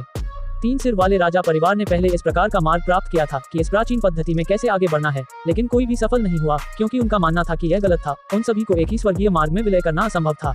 इसके तुरंत बाद उन्होंने इस प्रकार की दिव्य क्षमता को तुरंत ही हटा दिया और इस प्रकार यह अन्य पुरानी पुस्तकों के ढेर में खो गई। अब जब उसने शेहाओ को इस तरह की दिव्य क्षमता प्रदर्शित करते देखा तो वह आश्चर्यचकित क्यों नहीं हुआ। यह अफवाह थी कि एक बार इस प्राचीन तकनीक की साधना की गई और फिर इसे अपने उच्चतम स्तर पर ले जाया गया तो ये सभी तरीकों को पास आने से रोक देगा, सभी नापाक चीजों को बाहर निकाल देगा, शरीर को नुकसान पहुंचाने में सक्षम कोई भी चीज नहीं होगी। किसी ने पहले इस पर गौर किया था, पहले कहा था कि यदि कोई शरीर साधक इसे प्राप्त कर ले, इसे शरीर के साथ विलीन कर दे तो यह एक बेजोड़ और अतुलनीय विधि बन जाएगी। 3 सिर वाले राजा का मन कांप उठा। भले ही उसके सामने खड़े युवक में वह शैली नहीं थी जो एक शारीरिक साधक में होनी चाहिए, लेकिन उसका शरीर वास्तव में सबसे शक्तिशाली अवस्था में पहुंच गया था। अब जबकि इस तरह का स्वर्गीय मार्ग भी प्रदर्शित किया गया था, ये सोचना वाकई डरावना था। हां, इस समय 5 रंगों वाले दिव्य पैटर्न कुचले गए, एकल स्वर्गीय मार्ग गड़गड़ाहट करने लगा। तीव्र दर्द से पीड़ित शेहाओ कमजोर पड़ गया और वह धीरे धीरे शांत हो गया। इसके अलावा इस समय उसे वास्तव में एक प्रकार की दाव समझ की भावना महसूस हुई। उसका मन शांत हो गया, उसका रूप गंभीर हो गया। हाँ, मुझे मत बताओ कि वह सचमुच उस रास्ते पर जाने वाला है। 3 सिर वाला राजा चौंक गया, उसे डर की लहर महसूस हुई। यदि यह युवक इस दिव्य क्षमता में और सुधार कर ले तथा अपने लिए सर्वाधिक उपयुक्त विधि प्राप्त कर ले तो यह अतुलनीय रूप से भयावह होगा, क्योंकि समान स्तर का कोई भी व्यक्ति उसे नियंत्रित नहीं कर सकेगा। 10,000 मकड़ी राक्षसी कला।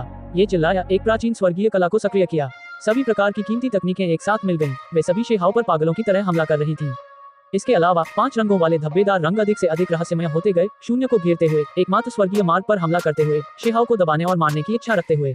शेहाओ ने अपने बचाव के लिए जादुई छापों का इस्तेमाल किया, जबकि उसने अपने एकमात्र स्वर्गीय मार्ग को खींचा तथा उसे अपने शरीर के चारों ओर लपेटने की पूरी कोशिश की तथा उसे अपने चारों ओर इच्छानुसार फैलने नहीं दिया। जैसे ही उसने उसे चारों ओर से घेर लिया, वह चंद्रमा की डिस्क की तरह हो गया। शेहाओ बहुमूल्य तकनीकों का प्रदर्शन कर रहे थे, सच्चे आदिकालीन अभिलेख के अस्थि ग्रंथों को सक्रिय कर रहे थे, साथ ही सभी विभिन्न प्रकार की विधियों को जारी कर रहे थे तथा उन्हें स्वर्गीय मार्ग पर उत्कीर्ण कर रहे थे। ये काफी अजीब था। सच्चे आदिम अभिलेख में दर्ज प्रतीकों को उन्होंने एक ही स्वर्गीय मार्ग पर उकेरा था। कुनपेंग तकनीक, बिजली सम्राट तकनीक और अन्य सभी प्रकट हुए, उकेरे गए प्रतीकों में परिवर्तित हुए क्योंकि वे एक ही स्वर्गीय मार्ग की प्रकाश सतह पर दिखाई दिए। इस क्षण यह एकमात्र स्वर्गीय मार्ग प्रकाश से टिमटिमाने लगा। प्रतीकों ने इसकी सतह को घनी तरह से ढक लिया, मानो ये सबसे जटिल प्राचीन स्वर्गीय पुस्तक हो। यदि यह प्राचीन ग्रंथों में वर्णित उदात्तीकरण का अंतिम चरण नहीं है, तो और क्या हो सकता है। 3 सिर वाला राजा भयभीत था, लेकिन साथ ही उसे कुछ संदेह भी हुआ। दूसरे पक्ष की आभा मजबूत हो रही थी, लेकिन यह उनके कबीले द्वारा दर्ज की गई प्राचीन दिव्य क्षमता विधि के माध्यम से नहीं था, बल्कि एक अलग मार्ग था। हालांकि शक्ति अभी भी भयावह थी। शेहाओ की आभा में अचानक परिवर्तन आया। उसने 5 रंगों वाली दिव्य रोशनी को नष्ट कर दिया और 3 सिर वाले राजा की ओर दौड़ पड़ा ताकि उसका वध कर सके। वह अनुमान लगा रहा था और चीजों का परीक्षण भी कर रहा था। इस बड़ी मकड़ी को पूरी तरह से एक अभ्यास डमी के रूप में ले रहा था। हान, ये तो बस शुरुआत थी। फिर भी शेहाओ ने पहले ही दूसरे पक्ष की दिव्य क्षमताओं को बिखेर दिया। इसके अलावा उसके शरीर की सुरक्षा के प्रतीकों को भी नष्ट कर दिया। वह अतुलनीय रूप से साहसी और शक्तिशाली था। उसने अपने स्वर्गीय मार्ग का समर्थन किया, न केवल रक्षात्मक उद्देश्यों के लिए, बल्कि अब अंतहीन आक्रामक शक्ति भी लेकर। स्वर्गीय मार्ग की दीवारों पर प्रतीक शानदार ढंग से चमक रहे थे, जो उसके हाथ के चारों ओर लिपटे हुए थे जब उसने उसे 3 सिर वाले राजा की ओर मारा। दर्जनों वार, फिर 100 से ज्यादा वार हुए। एक कू की आवाज के साथ 3 सिर वाला राजा अब और सहन नहीं कर सका। यहाँ पीटा गया। खूनी धुंध बाहर की ओर फैल रही थी। हालांकि तुरंत ही एक सिर प्रकट हुआ, जो जीवन की तरह कार्य करने की कोशिश कर रहा था, पुनर्जीवित होकर भागने की इच्छा कर रहा था। शेहाओ बिजली की तरह तेज गति से आगे बढ़ा। उसकी मुट्ठी ने फिर से जानलेवा हमला किया, जिससे वह टूट गया। खूनी रोशनी के कण चमक उठे, मांस और खून हर जगह बिखर गया। 3 सिर वाला राजा मारा गया। अब वह फिर से जीवित नहीं हो सकता था। केवल एक नाराजगी भरी वसीयत सुनाई दी। आप ये कैसे कर पाए? अध्याय 1147 धमकी। शेहाओ की मुट्ठी विधि बेजोड़ थी। उसने 3 सिर वाले राजा को मार डाला, सीधे आगे निकल गया। हर जगह खून की बारिश हो रही थी। कई दर्जन झांग लंबा विशालकाय क्रूर प्राणी ऐसे ही गिर गया। वह बहुत अनिच्छुक था। केवल एक बची हुई इच्छा शक्ति लगातार इस जगह से गुजर रही थी, शेहाओ को कोस रही थी। उसने यह मानने से इनकार कर दिया कि वह यहाँ मर गया। लगातार बार बार चिल्ला रहा था। ये दृश्य मोदाओ के मन में हमेशा के लिए अंकित हो गया। उस युवक की बेजोड़ आकृति ने उसे पूरी तरह से स्तब्ध कर दिया। एक युवा जो उससे भी छोटा था, अनंत दिव्य प्रकाश से प्रस्फुटित हुआ। उसके चारों ओर चमकती हुई चमक ने 3 सिर वाले राजा को धराशायी कर दिया। जब वह खून से लथपथ लाश पर खड़ा था, तो वह पुनर्जन्म वाले राक्षस राजा की तरह लग रहा था। संपूर्ण पर्वतीय क्षेत्र समतल हो गया, अब अस्तित्व में नहीं रहा। असीम पर्वत श्रृंखला पूरी तरह से नंगी थी। आसपास घास का एक भी तिनका नहीं उग रहा था। एक राक्षसी देवता जैसा युवक वहां खड़ा था। उसका आकार बिल्कुल डरावना था। युवा सर्वोच्च प्राणी जो मोदाओ के खिलाफ लड़ रहा था, ने जोर से चीख मारी और बिना एक पल की हिचकिचाहट के पीछे मुड़ गया। जब शेहाओ ने अभी 3 सिर वाले राजा को मारा, तो जो खून निकला वह मोदाओ और उसके शरीर पर फैल गया। इस नजदीकी संपर्क ने उसके आत्मविश्वास को डगमगा दिया। क्या ये वही जीर्ण शीर्ण प्राचीन क्षेत्र नहीं था जिसे उन अमर प्राणियों ने अपने पैरों तले रौंद दिया था? क्या उन्होंने यह नहीं कहा था कि यहाँ के प्राणी निम्न प्रजाति के हैं, जिनमें सच्चे विशेषज्ञों का अभाव है? लेकिन जो कुछ भी हुआ, उससे वह अंदर से कांप उठा। चेहरा बहुत पीला पड़ गया। उसे भागना पड़ा, वरना अगर यह राक्षस सा युवक और मोदाओ उसका रास्ता काट देते, तो निस्संदेह उसकी मौत हो जाती। तुम कहाँ जा रहे हो? शेहाओ ने उसका पीछा किया। मोदाओ भी चौंक गया। वह भी उसका पीछा कर रहा था। वे दोनों एक साथ उस विदेशी साधक की ओर जानलेवा तरीके से भाग रहे थे। उनकी गति बहुत तेज थी। विशेष रूप से शेहाओ, अब जबकि वह कुछ भी नहीं छिपा रहा था, उसकी पीठ पर कुनपेन के पंखों की एक जोड़ी दिखाई दी। यिन और यांग ऊर्जाएं घूमने लगी, उसके शरीर को सहारा देते हुए। जैसे ही वह शून्य में प्रवेश कर गया, सीमा को तोड़ते हुए उस व्यक्ति का पीछा किया और उस पर हमला किया। दूरी स्पष्टतः कम होती जा रही थी, लगभग पूरी होने ही वाली थी। ऐसा इसलिए था क्योंकि बहुत कम लोग गति में शेहाओ की बराबरी कर सकते थे। बस इसी समय उस व्यक्ति में अचानक बैंगनी लपटें फूट पड़ी। उसने अपनी जीवन शक्ति को प्रज्वलित करने के लिए अपनी स्वयं की महान बैंगनी विधि का उपयोग किया। उसका मांस भी आध्यात्मिक सार में परिवर्तित हो गया और फिर उसने एक प्राचीन प्रतीक को सक्रिय किया। इस प्रकार अत्यधिक गति से निकल गया। शेहाओ अचंभित था। इस व्यक्ति की गति बहुत तेज थी। अगर उसे अपनी गति बढ़ानी पड़ी और भागना पड़ा, तो वह अपनी ही जीवन शक्ति को चोट पहुंचाने वाला था। इस क्षण शून्य भी विकृत हो गया। समय के टुकड़े धुंधले दिखाई देने लगे, चमकदार और असाधारण। वे परिवर्तन जो गति के एक निश्चित चरम पर पहुंचने पर दिखाई दिए। इसके तुरंत बाद दूरी फिर से खुल गई। हालांकि शेहाओ अपनी खुद की जीवन शक्ति को नुकसान पहुंचाने के लिए तैयार नहीं था। उसने पीछा करने के लिए सब कुछ नहीं छोड़ा। आगे एक प्राचीन संरचना मंच दिखाई दिया। वह व्यक्ति सीधे उस पर चढ़ गया और फिर सभी प्रकार के प्रतीक टिमटिमाने लगे। एक वेग ध्वनि के साथ वह वेदी से गायब हो गया। ये व्यक्ति स्वर्ग और पृथ्वी की थैली द्वारा लाया गया और युद्ध क्षेत्र छोड़कर चला गया। वह युद्ध के मैदान से बाहर जाने वाला पहला व्यक्ति था जिसने खुद को समर्पित कर दिया। भले ही दूसरों को पता चल जाए, वे उसका मजाक नहीं उड़ाएंगे, क्योंकि इस तरह की स्थिति में वह दो महान विशेषज्ञों का पीछा कैसे कर सकता था। यह विशेष रूप से तब था जब उनमें से कोई वास्तव में 3 सिर वाले राजा को मार सकता था। इसके अलावा इस दृश्य के माध्यम से उसके पास यह मानने का कारण था कि शून्य जानवर भी उसके द्वारा मारा जा सकता था। वह युवक संभवतः झूठ नहीं बोल रहा था। ये तो बस एक राक्षसी सम्राट है। इसकी उम्र कितनी है, फिर भी इसमें पहले से ही पीढ़ी दमनकारी साधना है। इस युवा को जीवित रहने की अनुमति नहीं दी जा सकती। मुझे सम्राट कुलों के सदस्यों से संपर्क करना होगा। बच निकले प्राणी ने कसम खाई। सचमुच खेदजनक। शेहाव ने अपना सिर हिलाया। वह इस प्रतिद्वंद्वी को तुरंत मारने में सक्षम नहीं था। मोदाव के शरीर पर काफी खून था, वह खून जो 3 सिर वाले राजा से निकला था जब शेहाव ने उसे मारा था। वह प्राणी कई दर्जन झांग लंबा था, इसलिए जब उसका खून बाहर निकला तो वह हर जगह फैल गया। इसके विपरीत शेहाव पर तुलनात्मक रूप से कम खून था। ऐसा इसलिए था क्योंकि एकमात्र स्वर्गीय मार्ग ने उसे करीब से सुरक्षित रखा था, जिससे सभी तरीके उसके करीब नहीं आ पा रहे थे। कच। ठीक इसी समय एकमात्र स्वर्गीय मार्ग टूट गया। सभी प्रकार के प्रतीक बिखर गए। शेहाव लड़खड़ा गया। उसके होठों के कोनों से खून बह रहा था। अभी भी थोड़ी कमी है, शेहाव ने खुद से कहा। उसने एक ही स्वर्गीय मार्ग पर सभी प्रकार के प्रतीकों को उकेरा, उसे विकसित और उन्नत किया, लेकिन यह अभी भी पूरा नहीं हुआ था। जब वह युद्ध के मैदान को साफ करने के लिए उस पर्वत श्रृंखला पर लौटा तो शेहाव ने भौहें सिकोड़ लीं। वहां वास्तव में कुछ भी मूल्यवान नहीं बचा था। 3 सिर वाला राजा पूरी तरह से नष्ट हो गया था। मुझे लगता है मैं सिर्फ यह मकड़ी का पैर ही लाऊंगा, शेहाव ने कहा। अभी सिर्फ एक बहुत बड़ा मकड़ी का पैर बचा है, बाकी सब कुछ चूर्ण चूर्ण हो रहा है। अभी उस पर्वत श्रृंखला का युद्ध क्षेत्र अपने चरम पर पहुंच चुका था, अविश्वसनीय रूप से तीव्र। सभी अलग अलग जगहों से आए विशेषज्ञ तब तक लड़ रहे थे जब तक कि दुनिया हिलने नहीं लगी। देवता और भूत चीखने लगे। दूर से देखने पर कोई भी व्यक्ति चमकीले रंगों को बहता हुआ देख सकता था। बहुमूल्य तकनीकें आकाश में दौड़ रही थीं। सभी प्रकार की जादुई कलाकृतियां और भी अधिक तीव्रता से टकरा रही थीं, समय समय पर टूट रही थीं। खून बह रहा था, लाशें जमीन पर पड़ी थीं। कई लोग तब तक लड़ते रहे जब तक उनकी आंखें लाल नहीं हो गईं। वे सभी अपनी सुरक्षा की परवाह किए बिना लड़ रहे थे। ठीक इसी समय क्षितिज की सीमा पर उस पर्वत श्रृंखला में एक व्यक्ति बाहर आया। उसने एक बहुत बड़ा मकड़ी का पैर उठाया जो 20 या 30 झांग लंबा था और उसे जमीन पर घसीटता हुआ ले जा रहा था। उसका शरीर खून से लथपथ था। वह एक कदम चलकर आगे बढ़ा, जिससे जमीन थोड़ी सी कांप उठी। अभी कई लोग ये दृश्य देखकर तुरंत अचंभित हो गए। यह 3 सिर वाले राजा का पैर है, किसी ने कांपती हुई आवाज में कहा, जब वह क्षितिज में उस आकृति को देख रहा था जो खून से लथपथ मकड़ी के पैर को घसीट रही थी। कुछ ही देर बाद आसपास का इलाका शांत हो गया। यह माहौल दूर दूर तक फैल गया। बहुत से लोग उस आकृति को देखकर अचंभित रह गए, सचमुच स्तब्ध रह गए। फिर उन्हें लगा कि जैसे उनके सिर में दर्द हो रहा है और इस बात पर यकीन करना मुश्किल हो रहा है।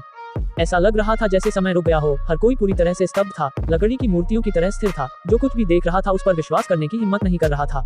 3 सिर वाला राजा एक अतुलनीय रूप से भयानक जाति, जो पिछले महान युग में भी एक दुर्लभ स्तर का प्राणी था। इस प्रकार के डरावने और अजेय प्राणी को वास्तव में एक कुचल हार का सामना करना पड़ा।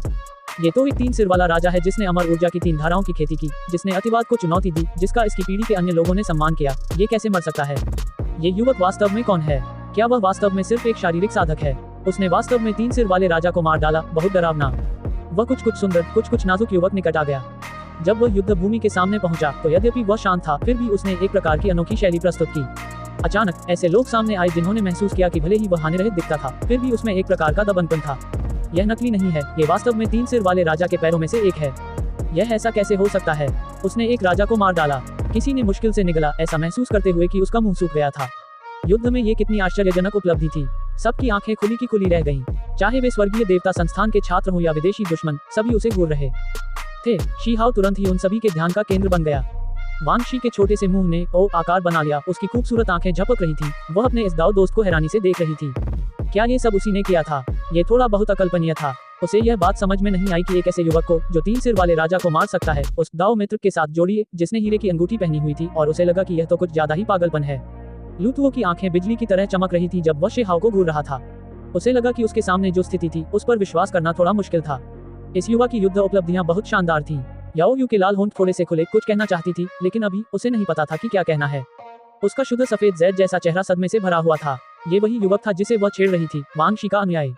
स्वर्गीय देवता संस्थान के सभी लोग अचंभित थे तथा उन्हें इस बात पर विश्वास करना थोड़ा कठिन लग रहा था। जहाँ तक विदेशी प्राणियों की बात है, वे सभी पूरी तरह से स्तब्ध थे, पूरी तरह से स्तब्ध थे। वह 3 सिर वाला राजा था, फिर भी उसे ऐसे ही मार दिया गया। उसका एक हिस्सा इस युद्ध के मैदान में घसीटा गया। क्या वह अपनी ताकत दिखाने की कोशिश कर रहा था? असंभव। निश्चित रूप से वह किसी को नहीं मार सकता। कोई भी शारीरिक साधक कितना भी शक्तिशाली क्यों न हो, वह अभी भी केवल 2 किस्में अमर ऊर्जा की ही साधना कर सकता है। वह 3 सिर वाले राजा को कैसे मार सकता है? किसी ने चिल्लाकर कहा। विदेशी किसानों को ये परिणाम स्वीकार करना कठिन लगा और वे शोर मचाने लगे। उसे मार डालो, 3 सिर वाले राजा का बदला लो। वहाँ और भी लोग थे जो चिल्ला रहे थे। हालांकि बहुत से लोगों ने कार्रवाई करने की हिम्मत नहीं की। इस युवक ने एक विशेषज्ञ को भी मार डाला जो अमर ऊर्जा की 3 किस्में विकसित करता था। तो ये युवक कितना शक्तिशाली था? ये बिल्कुल अकल्पनीय था। उनकी नज़र में यह एक पूर्ण विचित्र बात थी, जिसकी तुलना प्राचीन ग्रंथों में वर्णित असाधारण सम्राट कबीले के सदस्यों से की जा सकती थी, जो वास्तव में बेजोड़ स्तर पर पहुंच गया था। केवल इस प्रकार का व्यक्ति ही अद्वितीय विशेषज्ञ था, जिसे सर्वोच्च प्राणी कहा जा सकता था। इसी समय कई लोगों को एक गंभीर समस्या याद आई।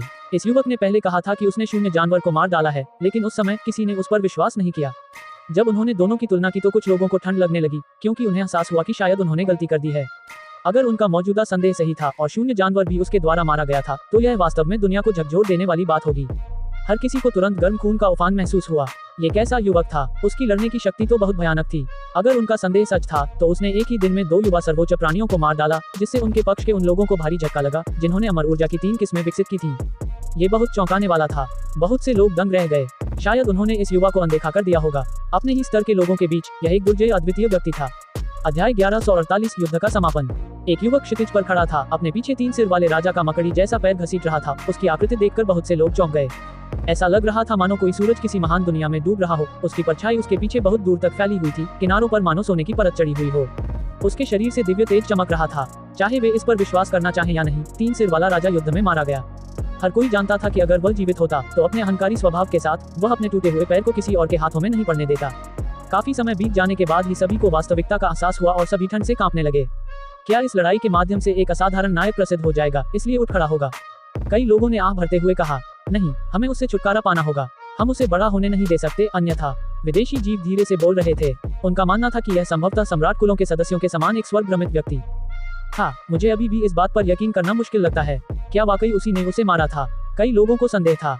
ठीक इसी समय एक और व्यक्ति क्षितिज से आया। उसके सफेद वस्त्र खून के निशानों से भरे हुए थे, मानो वह कोई युद्ध का देवता हो जिसने नर्क से बाहर निकलने के लिए नरसंहार किया हो। एक वीर और संयमी युवा नायक। मोदाओ। आंखें सिकुड़ गईं। यहाँ के लोगों में सदमे की लहर दौड़ गई। उन सभी को इस प्रतिभाशाली व्यक्ति के प्रति थोड़ा संयमित भय महसूस हुआ। चाहे वह स्वर्गीय देवता संस्थान के लोग हों या विदेशी प्राणी, उन्हें यही महसूस हुआ। ऐसा इसलिए था क्योंकि उसका वर्तमान रूप बहुत ही चौंकाने वाला था। ये कुछ ठीक नहीं है, तुम सब देखो, उसके शरीर पर खून है। वह 3 सिर वाले राजा का है। किसी ने तीखी चीख निकाली इस अलग दृश्य को देखकर। ये वास्तव में 3 सिर वाले राजा का खून है। यह उसके पूरे शरीर को रंग रहा है। कुछ लोगों की आंखों से एक भयावह चमक निकली और फिर वे सभी ठंडी सांसें लेने लगे, जैसे उन्हें कुछ याद आ गया हो। मुझे मत बताओ कि यह उसने मारा था, किसी ने धीरे से कहा। वे करीब आ रहे थे। मोदाओ शेहाओ के पास पहुंचा। वीर दिखने में डराने वाला, लेकिन काफी संयमित था। जब उसकी आंखें खुली और बंद हुई, तो एक तरह का डराने वाला दबाव था। जब शेहाओ ने 3 सिर वाले राजा के खिलाफ खूनी संघर्ष किया, तो उसके चारों ओर एक ही स्वर्गीय मार्ग था। यही वजह थी कि उसके शरीर पर इतना खून नहीं फैला। इसके विपरीत मोदाओ और उसके प्रतिद्वंद्वी के शरीर पर खून की बारिश हो रही थी।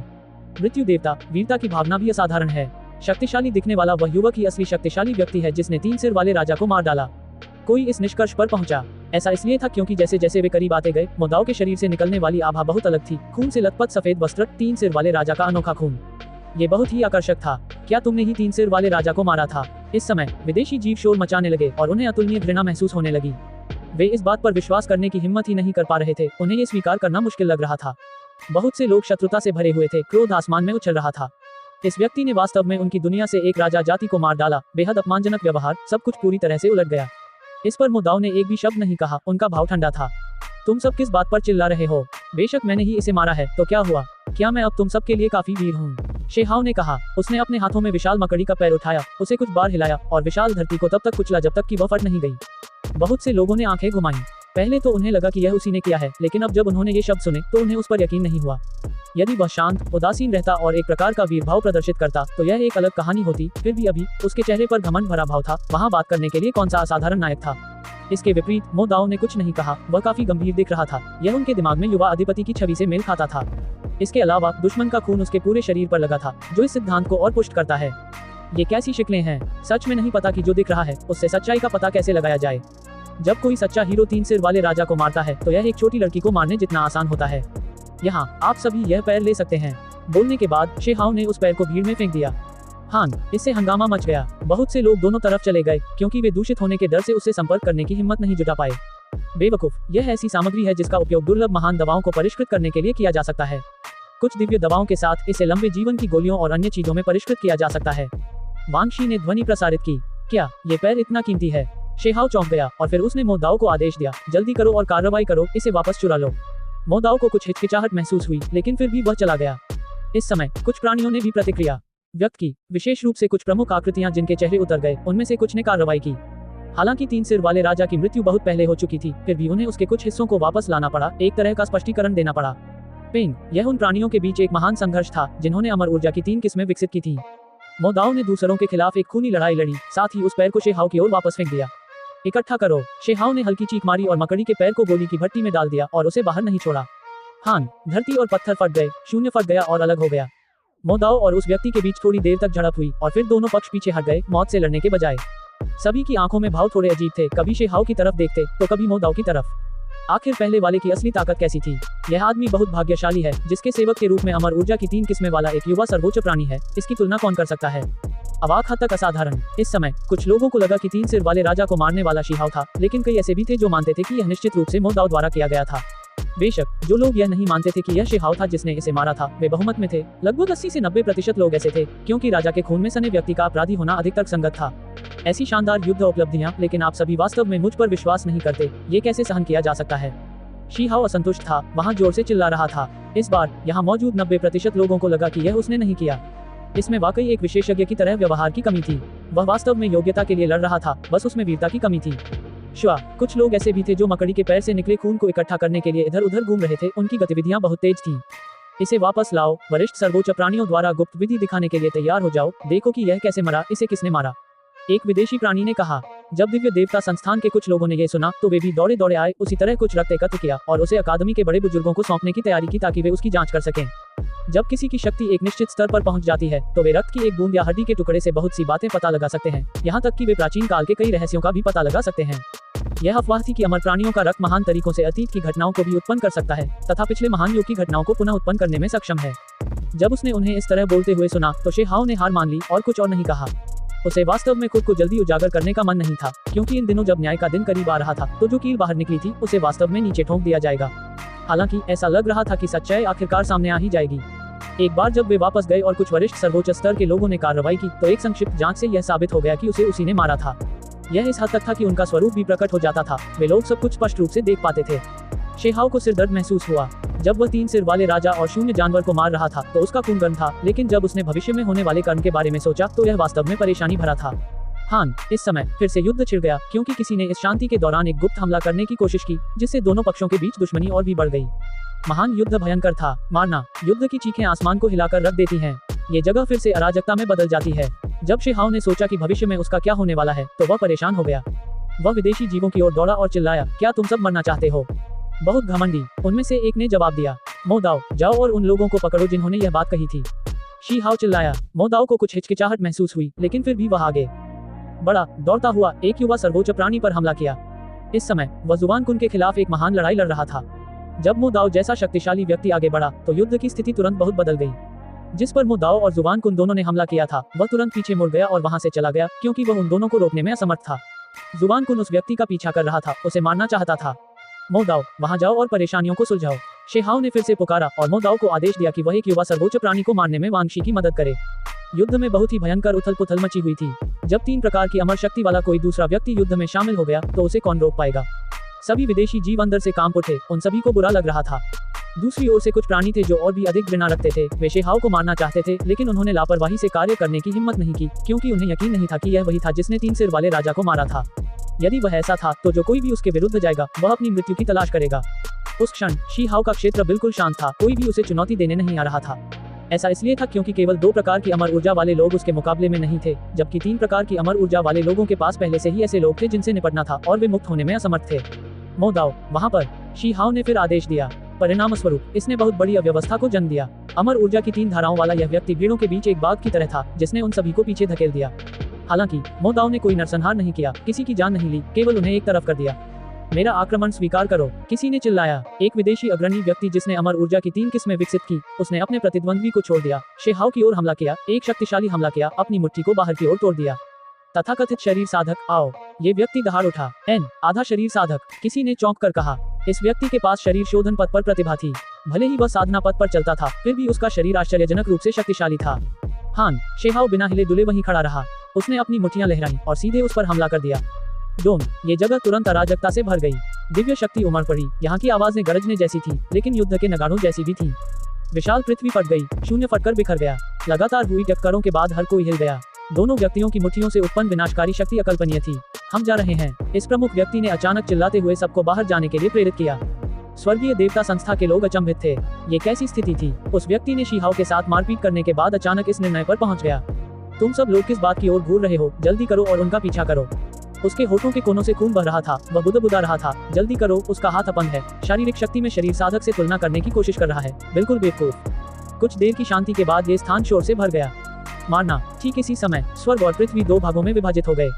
इसने कई लोगों को ऐसा महसूस कराया कि समय और स्थान टूट रहे हैं, इतिहास ढहने जैसा एहसास हुआ। स्वर्ग और पृथ्वी की थैली चमक उठी और उन विदेशी मेहमानों को घेरने लगी। उसी समय प्राचीन स्क्रॉल सामने आया। उसके भीतर पहाड़ों और नदियों का एक विशाल क्षेत्र था। इसने स्वर्गीय देवता संस्थान के छात्रों को भी घेर लिया और उनकी रक्षा की। ये स्पष्ट था कि दो सर्वोच्च खजानों द्वारा निर्मित दुनिया टूट रही थी और हर कोई वास्तविक दुनिया में लौट रहा था। परिणाम कैसे हैं? स्वर्ग और पृथ्वी की थैली के नीचे उस काले पहाड़ पर एक बर्फ सफेद कंकाल दिखाई दिया, जो उस मार्ग से फिर से बाहर निकल रहा था और अपने बगल में शिष्यों से पूछ रहा था। किसी ने सूचना दी, 3 सिर वाला राजा मारा गया। क्या? ये किसने किया? इसे कौन मार सकता है? उस बर्फ सफेद कंकाल की खोपड़ी के भीतर की आध्यात्मिक रोशनी तेजी से जल उठी। वह बहुत हैरान था, जोर जोर से इस तरह पूछ रहा था। उसी समय उसने भीड़ के भीतर खोज की। इसके अलावा इस क्षेत्र पर ध्यान से नजर डाली, पाया कि शून्य जानवर वापस नहीं आया था। उसका चेहरा तुरंत बदल गया। शून्य जानवर कहाँ है? वह चिल्लाया। आह, शून्य जानवर वास्तव में जीवित वापस नहीं आया। भीड़ के चेहरे के भाव तुरंत बदल गए। शून्य जानवर वास्तव में मारा गया था। क्या ये पुनर्जन्म से नहीं गुजर रहा था? अध्याय 1149 अंतिम गंतव्य। बर्फ की तरह सफेद कंकाल तुरंत चिंतित हो गया। उसकी स्थिति असाधारण थी, लेकिन फिर भी वह दीर्घायु प्राणी से कोसों दूर था। ये युवा उसकी देखभाल में थे, फिर भी अंत में असाधारण पृष्ठभूमि वाले 2 प्राणी गायब हो गए। वह कैसे चिंतित नहीं हो सकता था? यह इस हद तक था कि उसे भय की प्रबल अनुभूति होने लगी। शून्य जानवर, 3 सिर वाला राजा, ये दोनों ही भयानक परिवार थे जो अंतहीन हवाएं और बादल पैदा कर सकते थे। अगर ये दोनों प्राणी मर गए तो इससे बहुत गुस्सा आएगा। आखिर हुआ क्या? उसने घबराकर चिल्लाया और अपने पास खड़े लोगों से जल्दी से पूछा। 3 सिर वाला राजा मारा गया, शून्य जानवर लापता हो गया, संभवतः युद्ध में भी मारा गया। किसी ने धीरे से उत्तर दिया। ये किसने किया? बर्फ सफेद कंकाल दहाड़ा। उसकी खोपड़ी में आत्मा की रोशनी उछल पड़ी। उसके पूरे अस्तित्व की आभा दुनिया चौंक गई। वह वास्तव में पागल होने वाला था। विदेशी प्राणियों की तरफ से कई लोग इधर उधर देखने लगे। इस समय उन्हें समझ नहीं आ रहा था कि वे शी हाओ की तरफ देखें या मोदाओ की तरफ। मोदाओ भी उस तरफ क्यों गया? बर्फ सफेद कंकाल ने पूछा। उसने दल बदल कर लिया। किसी ने दांत पीसते हुए उत्तर दिया। वह तेजस्वी है। आसमान के नीचे उसका नाम अच्छी तरह से जाना जाता है। अमर पर्वत के पीछे प्राचीन क्षेत्र द्वारा महत्व के साथ व्यवहार किया जाता है। इस व्यक्ति ने दल बदल किया। क्या वह पागल हो गया है? बर्फ सफेद कंकाल को नहीं पता था कि मोदाओ पागल हो गया था या नहीं, लेकिन यह निश्चित रूप से था। उसी समय उसे मोदाओ की बड़ी बहन का ख्याल आया। सम्राट कबीले के सदस्य उस महिला को बहुत महत्व देते थे, एक असाधारण प्रतिभा जिसे वे अपने साथ रखने को तैयार थे। मोदाओ इस प्रकार की पृष्ठभूमि के साथ भी दल बदल करेगा, ये बिल्कुल भी समझ में नहीं आया। ये बहुत ज्यादा है। जो लोग गलत काम करते हैं उन्हें सजा मिलनी चाहिए। कंकाल दहाड़ा। उसकी खोपड़ी में आत्मा की लौ उछल रही थी, संघर्ष कर रही थी, एक गुप्त विधि दिखाने की कोशिश कर रही थी। हालांकि स्वर्ग और पृथ्वी में गड़गड़ाहट हुई, दिव्य गड़गड़ाहट हुई। भयावह प्राकृतिक नियम इस स्थान पर दबाव डालते हुए उतरे। उसी समय स्वर्ग और पृथ्वी की थैली ने बड़ी लहरें छोड़ी, जिससे स्वर्ग रुक गया। प्राकृतिक नियमों और व्यवस्था का विरोध हुआ और इस स्थान पर न्याय की वर्षा नहीं होने दी। दूसरी तरफ 10 लोगों का आरेख चमक रहा था, खुल रहा था। ऐसा लग रहा था जैसे एक विशाल दुनिया यहाँ दिखाई दे रही थी, जो स्वर्गीय देवता संस्थान के छात्रों की रक्षा कर रही थी, साथ ही दूसरी दुनिया के लोगों पर दबाव डाल रही थी। अचानक 10 लोगों के आरेख ने चमक की कई दर्जन धारियां छोड़ी, जो बेहद चमकदार हो गईं। ये स्वर्ग और पृथ्वी थैली की ओर बढ़ी। इस समय सभी के चेहरे पर उदासी छा गई। चाहे वह कंकाल हो या दूर खड़े स्वर्गीय देवता संस्था के बुजुर्ग, सभी के चेहरे पर उदासी छा गई। ऐसा इसलिए था क्योंकि वे स्पष्ट रूप से जानते थे कि जब सर्वोच्च खजानों का ये स्तर टकराएगा तो महान दुनिया किसी भी समय नष्ट हो सकती है, जिसके परिणामस्वरूप सबसे भयानक परिणाम सामने आ सकते हैं। अतीत में दुनिया मूल रूप से अविश्वसनीय रूप से विशाल थी, एक एकल शरीर थी, लेकिन यह वास्तव में अमर राजा स्तर के आंकड़ों के कारण था जो मौत से लड़ रहे थे, जिससे ये टूट गया, 9 स्वर्ग और 10 पृथ्वी में बदल गया। अब जब इस प्रकार का सर्वोच्च खजाना प्रकट हुआ है, एक बार जब वे टकराएंगे तो ये बिल्कुल अकल्पनीय होगा। विंग, आकाश और पृथ्वी कांप उठे, सबके दिल भी धड़कने लगे। डोंग, सबसे भयानक राक्षसी ध्वनि फूट पड़ी, खामोश ढोल की आवाजें सुनाई दी। ये 10 लोगों के आरेख और स्वर्ग और पृथ्वी थैली के एक दूसरे से टकराने की आवाजें थीं। दोनों के बीच सबसे शानदार चमक फूट पड़ी। बहुत से लोग अपनी आंखें नहीं खोल पा रहे थे, कुछ भी देखने में असमर्थ थे।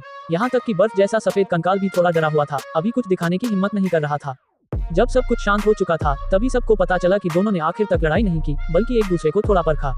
हालांकि सिर्फ यही बात किसी को भी डर से कांपने के लिए काफी थी। मेरा हथियार टूटकर बिखर गया, मेरे शरीर की रक्षा करने वाली अनमोल कलाकृति। इसमें 5 तत्व दिव्य पदार्थ मिलाए गए थे, लेकिन ये सब टूट गया था। विदेशी प्राणियों की ओर से उनमें से कई लोग डर के मारे चिल्ला उठे, उन्हें अविश्वसनीय दुख महसूस हुआ। उनके हथियार और अन्य चीजें नष्ट हो गईं। उसी समय स्वर्गीय देवता संस्थान की ओर से ऐसे लोग थे जिनके चेहरे सफेद हो गए थे। उनकी कुछ जादुई कलाकृतियां उस चमक में बारूद में बदल गईं, टुकड़े टुकड़े हो गईं। वे जानते थे कि यह निश्चित रूप से 10 लोगों के आरेख और स्वर्ग और पृथ्वी थैली द्वारा उत्पादित प्रकाश के कारण था, जो कुछ उतार चढ़ावों के कारण इस परिणाम को जन्म देता था।